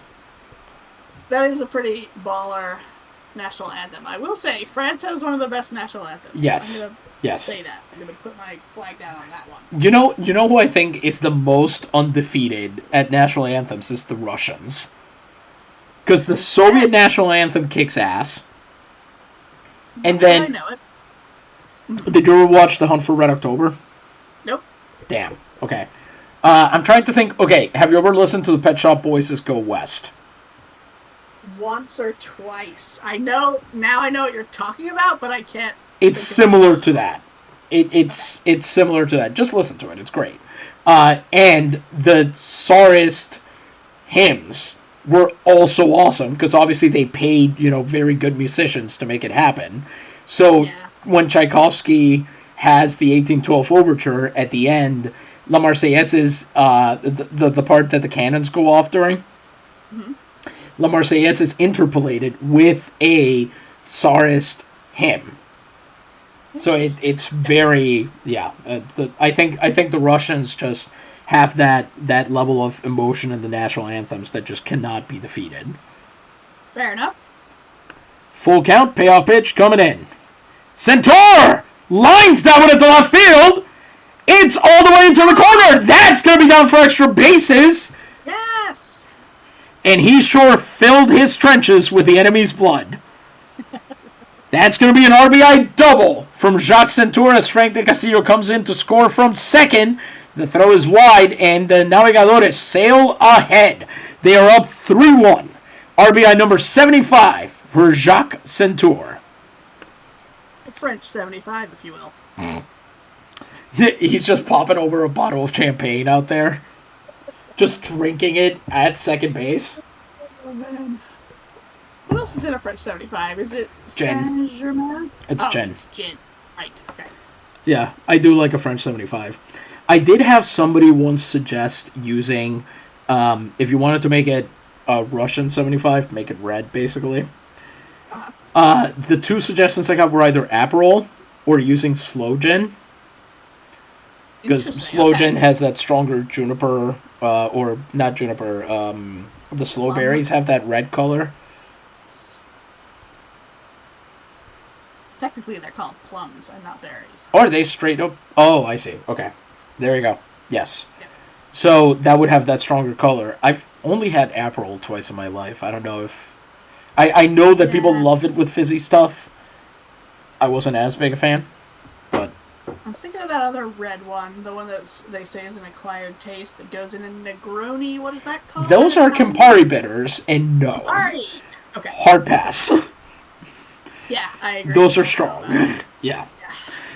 Man on second and no outs for Wally Bach, who's over 2 on the day. We got to get through this game. I think we're getting punchy again. Outside with a sinker, 1-0. Ooh, Wally working the walk here. Low and inside with a sinker. Nice. Here goes nothing. Hits that one right to Montiel at third base. Bad hit. I want to see where that ball was supposed to land. Yeah, I do too. Come on, man! Come on! Come on! What are you even doing? You can't let him freak you out. That's what he wanted to do. He wanted you to go for that terrible ball. Still, it's only 1 out, and up comes Shirley, who is 1 for 2 on the day. True. Man on second, 1 out. He grounded out last time, but Shirley tends to be a pretty good hitter, so changeup misses low, 1-0. Fouls off a fastball almost down the middle, not quite. 1-1. Is that going to be a strike? Yep, just barely. Change up, just on the outside of the zone, 1-2. Knocks down to Feliciano, and that's going to be fielder's choice. Shirley will be out at first, with Centaur advancing to third. Up comes Spike Stonehand with another chance to be the hero here. He's 0 for 2 on the day. Man on third and 2 outs for him.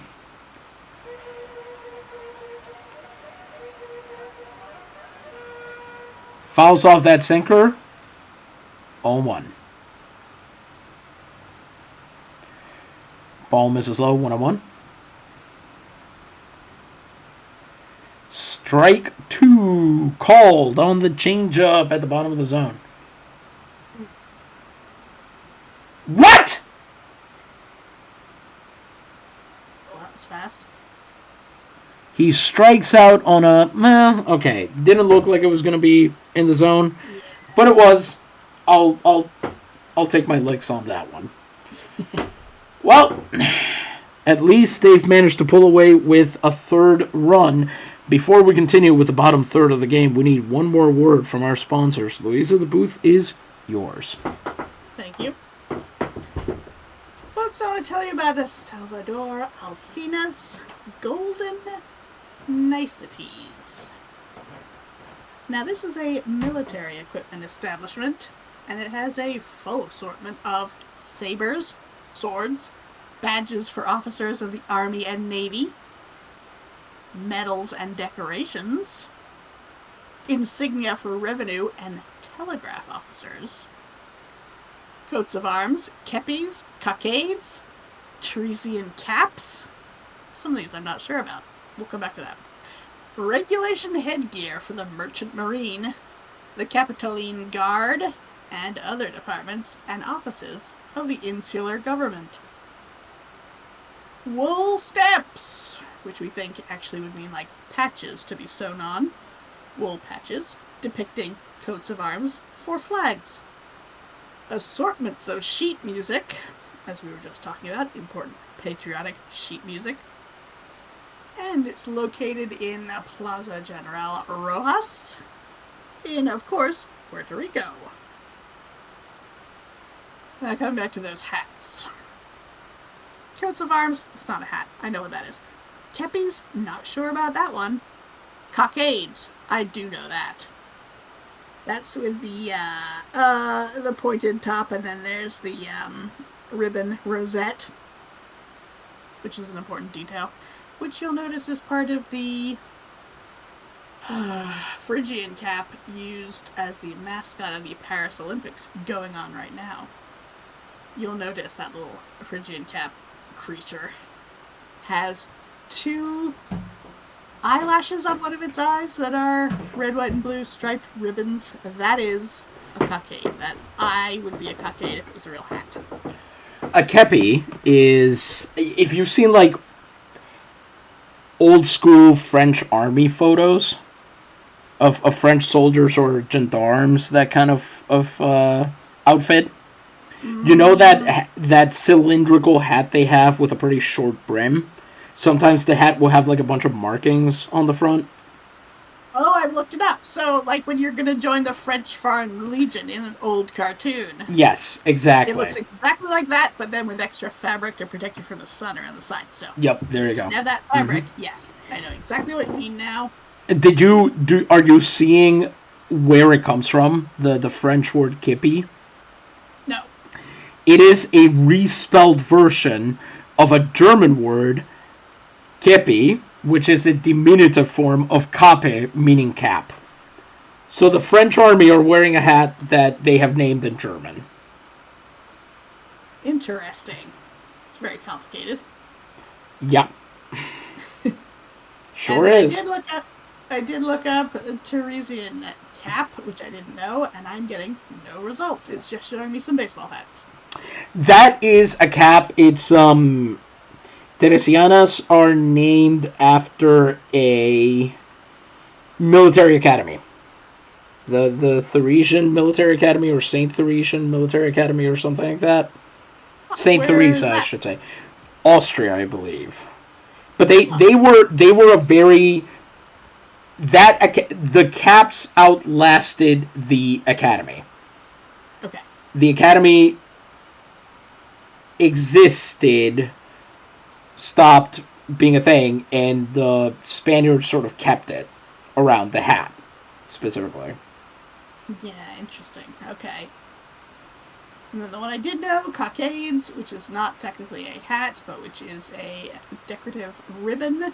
And I was mentioning that you'll notice that on the Parisian Olympic mascot, that little hat, the Phrygian cap, has eyelashes on one of its eyes that are two ribbons because its eye is actually a cockade.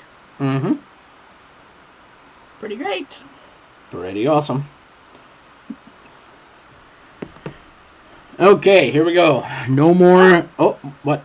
Sorry, one more interruption. I'm imagining go for it. That this place, the Golden Niceties shop, that's probably where you would have your awards made for the LNP, for the various plaques, trophies, etc. They'd probably be made. Maybe. Right? At that time, did they mention having... Oh, yeah, they mentioned having swords and sabers and stuff, right? Medals and decorations also, yes. Yeah. Probably. Although, I don't know if they, in this era, in the early 1900s, I don't know if the LMP would have started making them in-house yet. That would have to be investigated. Yeah. I mean, I would assume that would happen at some point, but... Yeah. Yeah, at this time, you didn't it would really make sense. Sports awards anyway, so it'd be a new concept altogether. Well, the LMP kind of kick-started that a little bit by being... I should say started that. I hate it when people use kick-started to just mean started. We're not a motley crew. You don't need to be like that. Anyway, the LMP kind of started that because obviously so many of these guys were soldiers that the idea of medals as opposed to something like a ring or a pocket watch or that kind of thing was much more attractive, especially because they came from a rebel army that couldn't have medals because they didn't have metal. Yes. Terrible line, but it's true. It makes perfect sense. It's great lore. I like that. Mm-hmm. Here in the top of the 7th, Everton Stack, 95 pitches over 6 innings, 3 hits, 1 run, 1 walk, and 6 strikeouts. Tomas Perez, and we're going to change things up. It's the 7th already, so we're going to have Big Jack Atoll as the short relief option. In the pen, he will be facing the 5, 6, 7 hitters, starting with Gabriel Ladino, who is 1 for 2 with a ribby on the day. As that is swung on and hit backwards. It's a sinker, fouled off, 0-1. Splitter misses low, 1-1.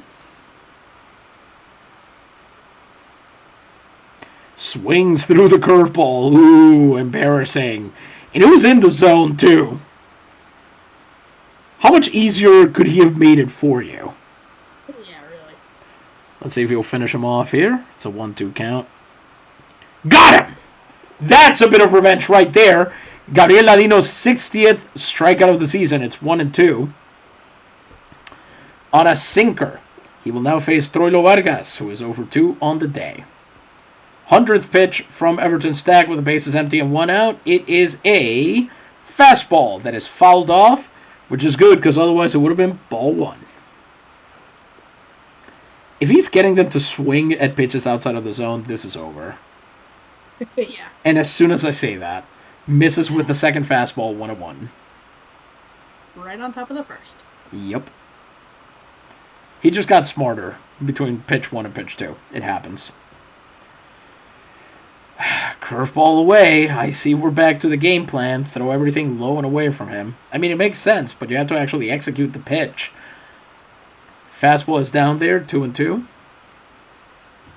It's a famous quote from years ago when Joe Madden was the manager of the Tampa Bay Rays, where he referred to his approach as, and I quote, execution to the max. The Rays at the time were not good at baseball. What era was this? Because I want to say late 80s, early 90s. 2007. Oh, man. Possibly even 2008. Full count.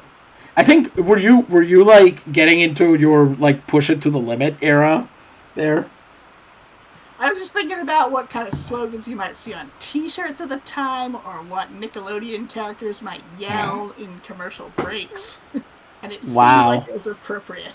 Yeah. Payoff pitch number 2. Here we go again. Lifted into right side of the infield. Everyone's just kind of conferring. Looks like the Centurion calls everybody else off, says, you know what, I got this one. Je l'ai. And catches it. It's out number 2. Everton Stack now faces up Diaz Gonzalez, who is over 2 on the day. Bases empty, 2 outs. It's popped up. First pitch. Stonehand calls off his own pitcher, and he's got it for out number 3.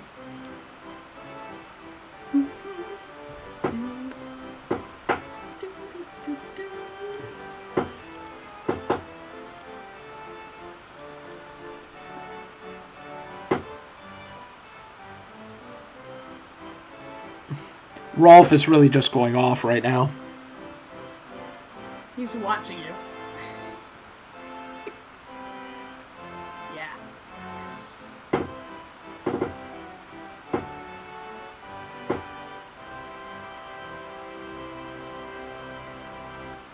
Would stand if this were the national anthem. Yes. Are you going to discuss the league? Because I want to say I've been very unsettled looking at it occasionally as the teams go by.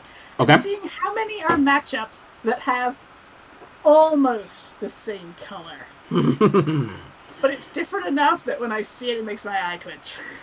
Okay, well, let's start with one where that's not a problem. The Leyendas are currently shutting out the Cerros. Crispin Velasco is pitching a, let's see here, 2-hit shutout in the top of the 7th. Gurabo, the Taínos, are beating the Santos de Juntas 4-1. The Santos are currently one of those dudes, one of those teams that is going to make the playoffs despite having a losing record, which everyone is mad about. That's great. Alfonso Lujan, by the way, big pickup for them. Never walks guys. He has walked 24 men the entire season. Amazing. Let's see. Utuado versus Caguas. Utuado is up 5-2. Nobody cares about either of these garbage teams, let's be honest here. Yeah. Fine. Juanadíaz already has its playoff spot. It's fine that the Esqueletos are winning this game.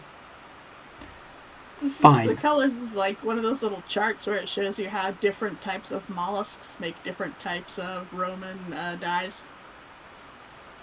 I like that. Where it's like this type of snail makes this reddish purple and this other type of snail makes this purplish purple. Very cool. Yeah, it's like a color swatch kind of chart. Yep. Let's see what else we got here. Jose Pisano hit his 3rd home run of the year for the Insolentes against the Señores. Sorry, didn't say that right. The Señores. Oh, no. But they remain tied 1-1 until the bottom of the 6th. This is when I try to talk to people about neutral gray versus cool gray, and they're like, what? What are you talking about? They're the same. I'm like, they're not the same. They're very different. The technical term for the Insolentes is gray is steel.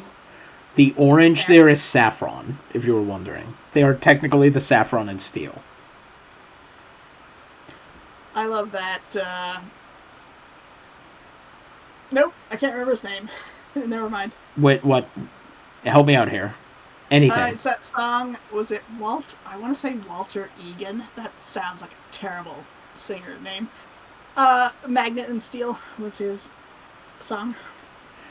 I'm going to have to find this one out. Real quick question. I hate to ask this, but were magnet and steel metaphors for something else? Yeah, you are the magnet and I am steel. You gotta be fucking kidding me. That is literally a line in Despacito. In Spanish. I didn't know that. It must be a reference.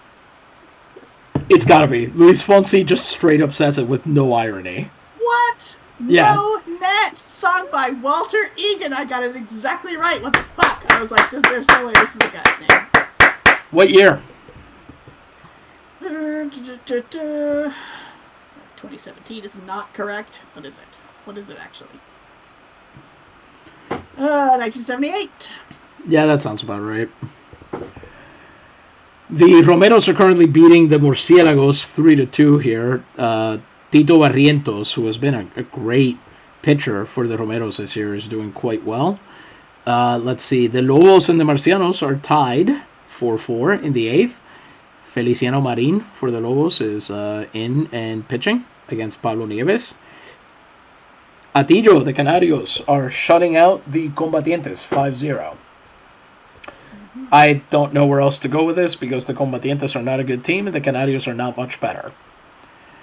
The Corceles are beating the Arzobispos 2-0, and the Arzobispos are in a tough division. That division could come down to the last day. So it's every win, they need every single win. Let's see if they pull this one out.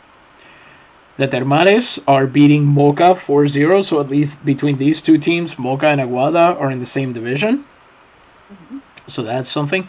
Gerardo Escobar has been a very good pitcher this year for the Termales. I mean, he was fine last year. He was pretty good the year before. This year, he, I think, is on a whole nother level. Let's see here. Ooh, didn't see this coming. The Colmillos, one of the worst teams in the entire league, are currently beating the pants off the Pescadores 7-0. Efraín Calderón for the Pescadores. Poor guy has taken 5 earned runs, even though he struck out 6. He was supposed to be their big renaissance when they brought him in. Man. Let's see. Well, sharks do eat fish, so there's that. Good point. Were those the same blue? They looked the Yeah. same. Yeah, they are. Okay. The Martilleros de Vega Alta are currently beating the Cafeteros de Maricao 6-4. Which is about what you would expect. The Martilleros they fell off incredibly high key. They're what a tumble. They won 94 games last year. The 2 years before then, they won 100 plus. This year, they'll be lucky if they win 70. In fact, they can't win 70. They've won 54, and there are like 13 games left to play. They'll be lucky if they win 65. The Cañeros, meanwhile, have finally gotten into the win column and are currently beating the Fieles 7-4, which is good for the Cítricos, who are holding off the Fieles. The Cañeros, by having a winning record, get this, the moment they assured they had a winning record, they won the division. That's how bad the other two teams are. I kind of like that.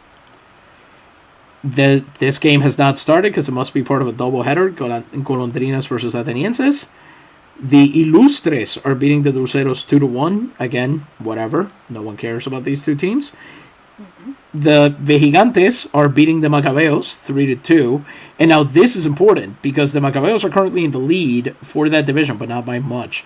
Brian McKenzie is currently at bat for the Vejigantes. Big time Bucheron bat for Morovis and Loiza this year. And Bannon Quinton, who's also a big sort of power hitter, is also involved here. I assume he's Canadian.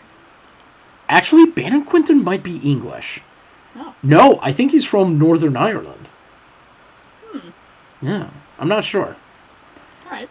Anyway, here we go. Villalba is currently losing to the Tortugas 1-5. Sure, why not?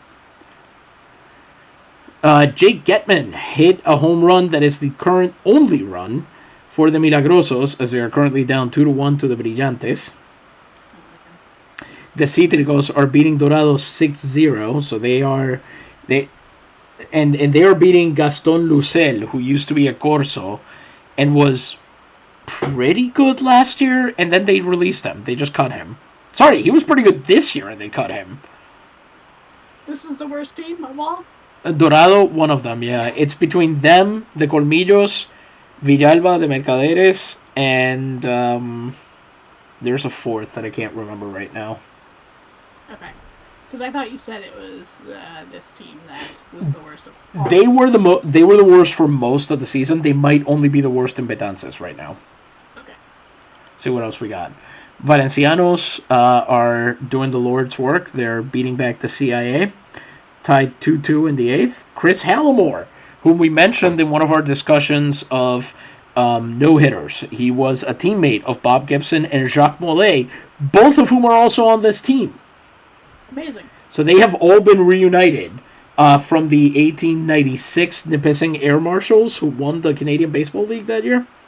Amazing. They all ended up on this team. It's kind of amazing. Yeah. Ezequiel Vasquez has 419 strikeouts. If he manages to get another one, he will officially blaze it. And the Together. those No. what? Greens together. And the Cotorras are up 1-0 on the Caciques. Ezequiel Vasquez, by the way, if he does get 420 strikeouts, I think he's got 3 starts, maybe 2 left in the season. If he manages, he could theoretically set the record. I think the record right now is literally... Wait, I actually got to check that out. I don't remember, but I think there's one dude. Did Carlos Chavez ever strike out 500 guys in one season? That's the question here. And the answer is no. He struck out 492.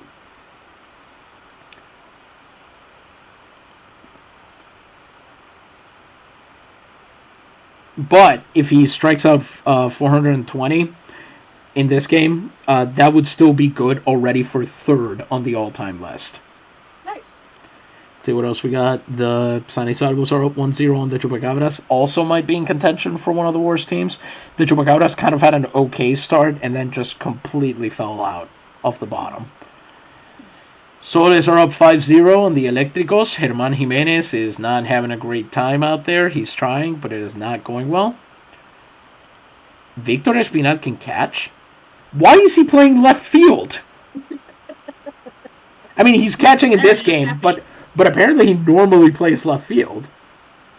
Amazing. The Corsas are up 5-1 on the Picudos. Don't like those two blues together. Oh my god. The Telegrafistas are up 7-4 on the Palomas. Our old friend, John Anderson, is up to bat. He has not really recovered from the time a poisonous snake bit him in the nuts. He's only hitting .211 this year. Listen, how he got a venomous snake into Puerto Rico is his own question to answer. Yeah. If it bit him down there, that's his problem. Do you think some of those guys are in one of those churches that uses venomous snakes? Because a lot of them seem to get bitten by them. I don't think the Norwegian guy is. Well, Some of the other ones, fine, but not this dude. Anyway, and Armando Rodriguez is being his usual lockdown self against the Muros, who are making it easy for him. He's through 8 shutout innings with 8 strikeouts and a walk. Artilleros are up 3-0 on the Guavaleros. Luis Torres having a great time out there. Nice. Jose Juarez for Guaynabo is up 8-3 on the Metropolitanos. The Guardacostas looked like they would win this division, and instead, Guaynabo and San Juan, as soon as they found that out, were like, we need to let the little brother know. He's not allowed. Cataño has never been to the playoffs, and they were like, he's not starting now. The Amigos of Marineros are 1-1. The Marineros, oh man, they signed the best Canadian player available last year, which, by the way, funnily enough, not a batter. His name is Murdoch Regenbald. He's a pitcher, and he is injured, and he is out for this season and next season. What? He's not coming back until October of next year. Wow. That's awful. He might not be coming back at all then if his team doesn't make the playoffs without him then, huh? Yeah, good point, yes. Francisco Ramirez for the Amigos has somehow managed to pitch a 1-run ball for 7 1/3 innings despite giving up 5 walks and striking no one out. Some people are just talented. The Tejedores, I bet this pisses you off to no end. It does. The Tejedores are up 5-0 on the Mogotes. Again, 2 teams nobody cares about. The Patrulleros are up 4-3 on the Frios, and I do care very much about the Patrulleros because they have been surprisingly resilient in the face of a lot of crap that has happened to them this year. Mm-hmm. Tom Swires, their Bucheron, is a big reason for that. 17 home runs. He's improved quite a bit over the course of the year. He started out being a big strikeout guy, and he's really pulled it together. His on-base percentage is over 300 now. Say it. Oh, no. These Reds, no! The Quesiteros are up. Here's the thing. That Electricos red, perfectly fine. Great. A solid red. But when paired with a much brighter red, it looks dull and terrible. And I hate that. That's fine by me because the Quesiteros can go to hell. They swept the Navegadores last year in the championship, remember? There's no mercy for them. They will not see the light of heaven. All right. Anyway, they are up 3-1 on the Cornupetas right now. Graciano Marcano, what a name. Mm-hmm. Hope your parents are proud of you. The Corsarios are up 3-1 on the Hechiceros with Basilio Martinez for the Hechiceros trying to throw a gem and failing. But he does have a winning record on the year, that's new. The Lecheros are up 2-1 on the Matadioses with Fernando Lopez for the Matadioses doing what he can here. He's done okay for them this year. Yeah. And the Ingenieros are falling before the might of Renato Diaz, who is through 5 innings over which he hasn't allowed an earned run and has struck out 5, walked none. The Ingenieros are on the cusp of this being the first time since 1872 they haven't made the playoffs. Hey, that's a long time. Yeah. It's pretty bad. They've been there forever, and they fell off hard this year. Kind of the Ostos version of the Martilleros. And the Capitanes are losing 2-1 to the Poetas. They put in Jorge Navarro, the Poetas, and we've made it back. All right, let's finish this ball game. We are in the bottom of the 7th, 3-1. Navegadores, Graham Underwood up to bat against Scott Peterson, who is at 98 pitches through 6 innings, 9 hits, 2 earned runs, 1 walk, 2 strikeouts. Graham Underwood 1 for 2 on the day. Of course, he did kind of spoil that first hit by then getting immediately thrown out. Yeah, come on, Ham, redeem yourself. Sinker, low in the zone, but in there. It's a called strike, 0-1. Earn my love, Ham. Inside with a sinker, 1-1. This is much funnier if you imagine you're talking to like a thing of ham. Ham has always earned my love. It's very hard for Ham not to earn one's love, really. Yeah, it's very true. Changeup sent foul, 1-2. Especially at the holidays. Oh, amazing. Ham! Line drive through, and that's a good, solid line drive. Taps that one into center field, and he'll round first, and let's see how this goes. Can a man get... Yeah. Mm-hmm. Well, the center fielder had it, so I think he didn't want to challenge the arm there, but can a man get thrown out again on 2 pitches? Up comes Rob Feaster. He's 0-3. Let's see what's going to happen. Pickoff attempt. Underwood is back in time. That was smart. That was definitely going to run. Yep, and he's going to get cut down again. Dear Lord. Oh, my God! He's going to ruin his ratings in this one game. He is 69, 36 caught now, 2 of which were in this game. It's not. Not nice anymore. It's getting slowly less nice. Rob Feaster's still there. He's 0-3, 1-0 count. As the sinker misses very low. And it's ball 2.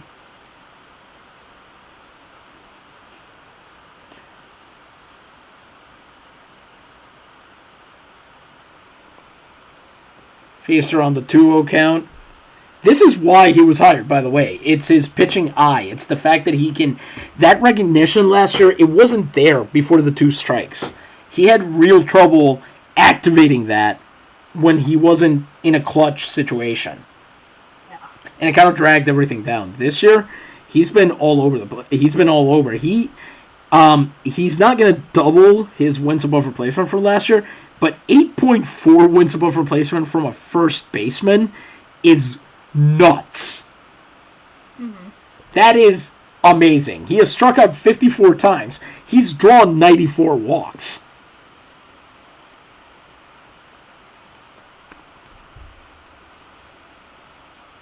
Hitters, the gentleman strike right down the middle, 3-1. And here we go. Feaster hits that one to Feliciano. He's not going to run that one out either. It'll be out number 2 as he runs back to the dugout in shame. You know what would have made that one a much harder play for them to make? If there had still been another runner on base. Shame that couldn't happen. Yeah, it is a shame. I wonder why there wasn't one. Up comes Vidal Santiago, who is 2 for 2 on the day. 2 outs, base is empty. He, of course, drew a walk last time, so he's actually reached base every time he's come up. Sinker misses low, 1-0. Swung on it. Wow. For a second, I thought he might have gotten all of that one. Because that was such a disrespectful swing. That makes you understand the term batted it away. Yeah. It's a 1-2 count now as he sends the sinker away, 1-2. Let's see if he'll finish him off here. That's real meek. It gets sent to a shortstop. He makes the throw in plenty of time. And that's the inning over with. We are through 7. Naguabo is ahead 3-1. They've only managed to turn 3 of their 10 hits and walk into runs. Now in the top of the 8th, Everton Stack at 106 pitches may very well have his last inning ahead of him. This time, no more long relief options. We shouldn't need them. Big Jack Atoll will be warming, as will Kareem Anbar. Everton Stack will be in 7 innings, 3 hits, 1 earned run, 1 walk, and 7 strikeouts. And he will now face Tito Benavides, who is over 2 on the day. It's the 8-9-1 hitters, Benavides, Montiel, and Feliciano. Benavides is 0 for 2, as I mentioned, and Stack misses the zone with a fastball, 1-0. That is hit very hard. Del Castillo is running it down. Does he have it? He does. That's out number 1. All right. It's not nothing. Yeah, maybe this one won't be so hard. Oh, that's why this was so easy. What? The Güiristas are now pinch hitting for the Güiristas de Peñuelas, number 17, Brendan John. Arguably their best, not arguably, their best player.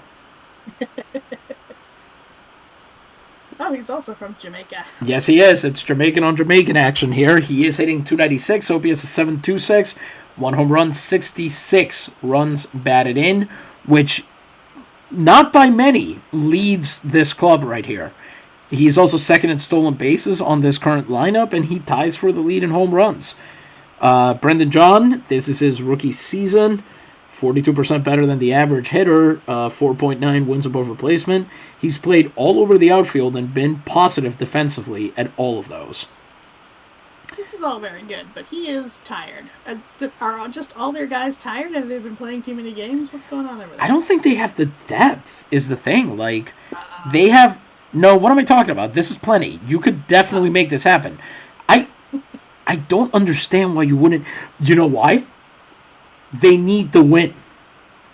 They need to win this game, because if the Corsos win theirs, which I don't think they're in danger of... Let's see here.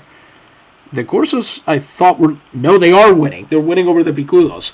So if the Corsos win, the Güiristas, whatever happens in this game, I mean, they have to win this one to even stay tied for the lead.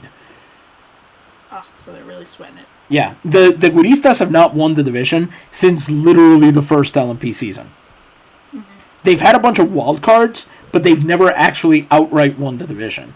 So this is, as far as they're concerned, for all the marbles. Now, having said that, so far in this Jamaican duel, Everton Stack has gotten the better of Brendan John. 4 at-bats, no hits.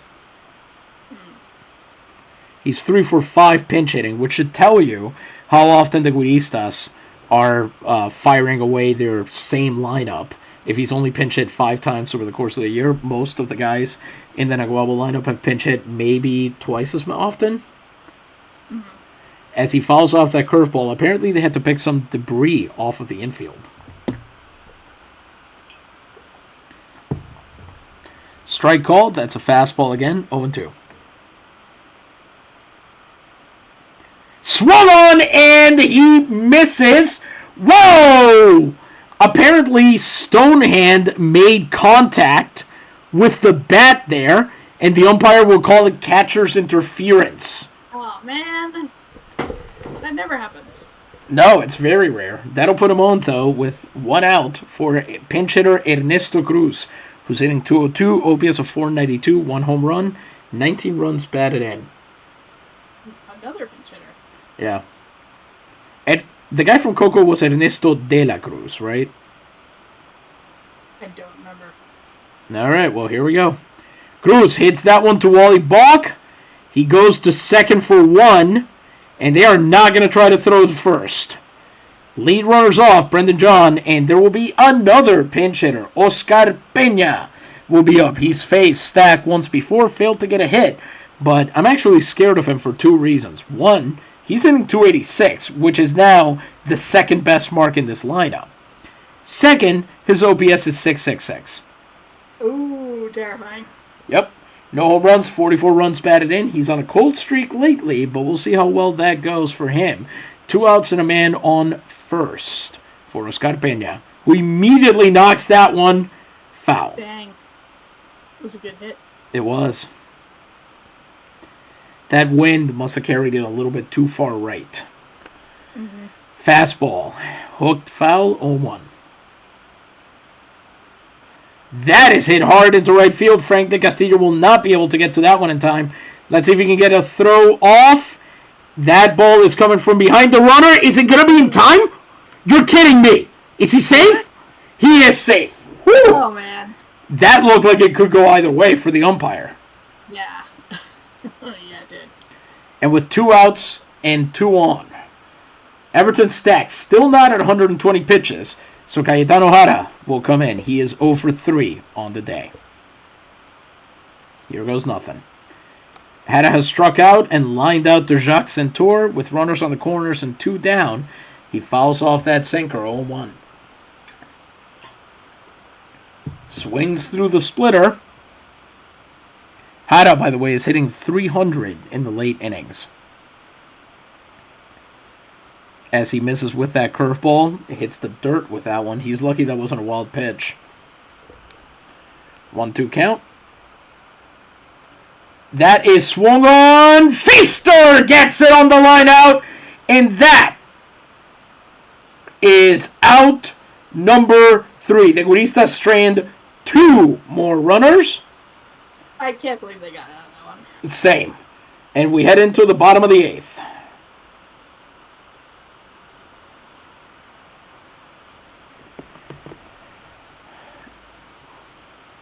Anbar and Catol will sit back down, and it will be Benji Valdez up to bat against Scott Peterson. Brendan John now filling in center field. Oscar Peña at second. Troilo Vargas will be at third. I think he was at first before, so that Ernesto Cruz can stand in at first. Benji Valdez is 2 for 3 on the day. 1 run batted in. His 69th of the year.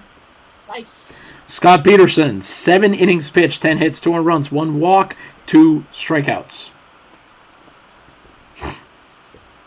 And Benji has half the cycle going, which doesn't matter because he's not going to hit a home run. 1-0 count as that changeup falls away. You just hit a priest. Oh, man. That is swung on and hit to the first baseman, Cruz, who, despite not having a ton of experience at that base, just kind of rolls it in. Perfectly done. Out number 1, bases remain empty for Frank del Castillo, who is 2 for 3 with a run batted in. That was a sinker there.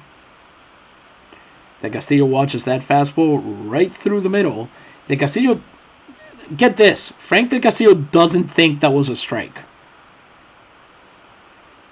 Do you see where I'm pointing here? Yeah, I do. I'm trying to figure out how someone could think that. Great question. 0-1 count. Well, he lines that one through the legs of Ernesto Cruz and into right field. His home territory, I suppose. And that's going to be a base hit for Frank del Castillo. Let's see if he'll steal another base. Centur is on. He's 1 for 3 with a ribby on the day.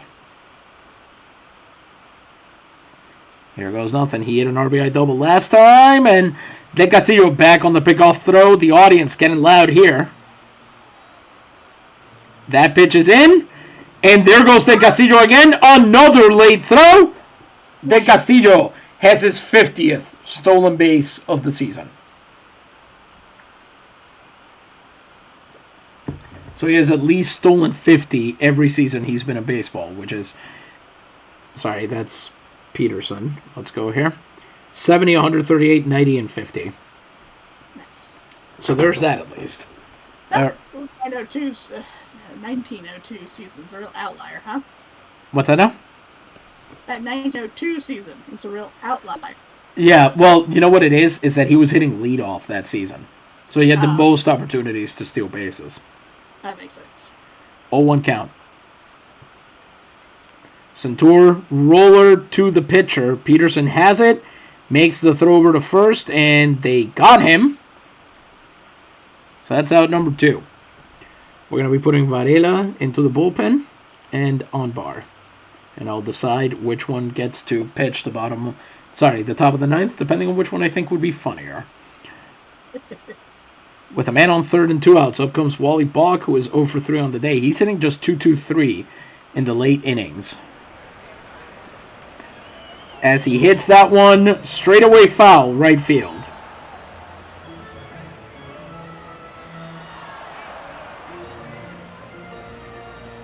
A sinker that time. And he rolls that one out to Ernesto Cruz. They'll make an easy play there, and that's out number 3. The score remains 3-1 as Naguabo gets just a hit, and that's it. Everton Stack at 118 pitches would face the 4, 5, 6 hitters, but instead, Hector Varela will be brought in to close. Nice. Hector Varela, 32 and 2/3 innings, 3 wins, 2 losses, 20 strikeouts and 9 walks, an ERA of 0.55. Varela is a slider, sinker, soldier, spy setup. He will face Joaquin Magaña, who is 1 for 3 on the day. This would be, I believe, his 13th save of the season, which leads the league. Slider is in there for a strike, 0-1. As that sinker misses, 1-1. With a 2-pitch setup, everything is about just making each pitch count as hard as it can. Mm-hmm. Because you have a very limited window before they start picking up what the 2 pitches are. Misses the sinker, 2-2. Misses with a slider. It's a full count, and this will be a payoff pitch, and that could have been called a strike. Umpire doesn't want to go home yet. Yeah. That is swung on. Valdez should have it, whether he can make the throw in time. Oh, rushes the throw, but gets it there. It's out number 1. That was a bad one to swing on. That was very close, wasn't it? Yeah. Wow. Yeah. Wonder what made him do it. Yeah. Up comes Zoilo Sanchez to pinch hit, number 57. Currently batting 179, OPS of 418, no home runs, 7 runs batted in. This is not the guy I would have pinch hit with, but you do you. 1 out, bases empty. He has 5 hits and 25 at-bats, so he's batting 200. That's great. Slider catches the bottom of the zone, 0-1. Hit very hard out to center field. Underwood seems to have it under control, and he does. That's out number 2. Oh, man. Last chance. 1 more out, and it's up to Troilo Vargas, who is over 3 on the day. Varela had 8 pitches to get those 2 outs. Bases remain empty for him. Vargas watches that slider hit the dirt. 1-0. Oh, no. He hits that one, and Feaster on the line out has it. And that's the ball game. The Navegadores beat Peñuelas 3-1 to earn their 120th win of the season. For the record, 2 years ago they finished with 121 wins. A year ago they finished with 125. They still have 11 games left to play. Oh, wow. So yeah, Everton Stack, obviously player of the game, getting his 30th win. 8 innings, 4 hits, 1 run, which was earned, 1 walk, and 7 strikeouts. Scott Peterson takes a 17th loss, 8 innings as well. 11 hits, 3 runs, 2 of which were earned, 1 walk, and 2 strikeouts. Still a great pitcher this year, truly. Hector Barrera gets a 13th save of the season with a perfect 10-pitch 9th inning. On the other side of things, we've got Frank de Castillo putting up a 3-hit, 1 run batted in, 3 stolen base game. And, well, there you go. What else do I need to say about this? It's pretty bad. Yes. It's very unfortunate. But it was, weirdly, for a game where the Navegadores had 11 hits, it still feels like they could have gotten more guys on base. Yeah, it felt like a weird, I don't know, no super obvious errors or drop balls or things like that, but it felt like they weren't trying very hard somehow. No, maybe they were depressed over the win streak ending. Yeah, that might be it. Yeah. Any other thoughts? Both of us were very close in our predictions, but not quite right. So. Yeah, not a one-run game. It was 3-1. Mm-hmm. And it never really felt like the Güiristas were going to make that second run happen. Like, even when, at least to me, I don't know how you felt. Yeah, no, even when they had a guy on third, it still felt like this probably won't happen. Yeah. Yeah. I agree. It's because they're one of the worst run-scoring teams in the entire league. Their strength is entirely their pitching, and it's very funny that Jauco, the team that they're taking over for, is completely the other way. They score runs in bunches, but their pitching is kind of a nightmare. Yeah, a shame. Yeah. It's been very fun watching teams that are that decisive to one end or another, watching those approaches be rewarded this year, I guess is how I should put it. It's been very interesting watching teams become able to say, we're going to go all in on the runs. We're going to go all in on offense. If the pitching holds up, that's great. If it doesn't, we're dead in the water anyway, so who cares? And vice versa. Well, no, because the other side of it, the pitching-heavy team, that was always an option. That's been a thing forever. That has never left the league. But the offense-heavy teams are finally able to actually make noise, and that's kind of awesome. Yeah, true. Well, all right, we're going to leave you for this week. We will see where we're at next week. One thing that we thought we would do is do playoff games until we ran into an elimination scenario, at which point we would broadcast it next week. That may be what we do, but we also may simply not have time to do it. However, if you're one of our patrones, supporters, number one, thank you very much. Second of all, we will probably actually be playing those in the Discord, and you can just kind of come and watch if you want. You know, make fun of us for bad decisions.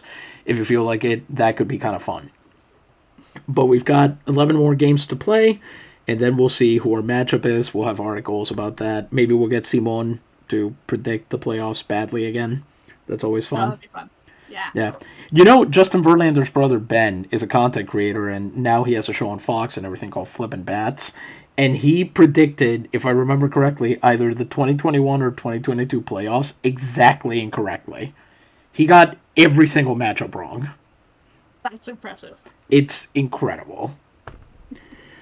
Bueno, gente, we'll leave you for tonight. This has been, as always, Isidro Montalvo Espinosa, broadcast coordinator for Liga Nacional Puertorriqueña en Vivo. Buenas noches, gracias mil, y Dios les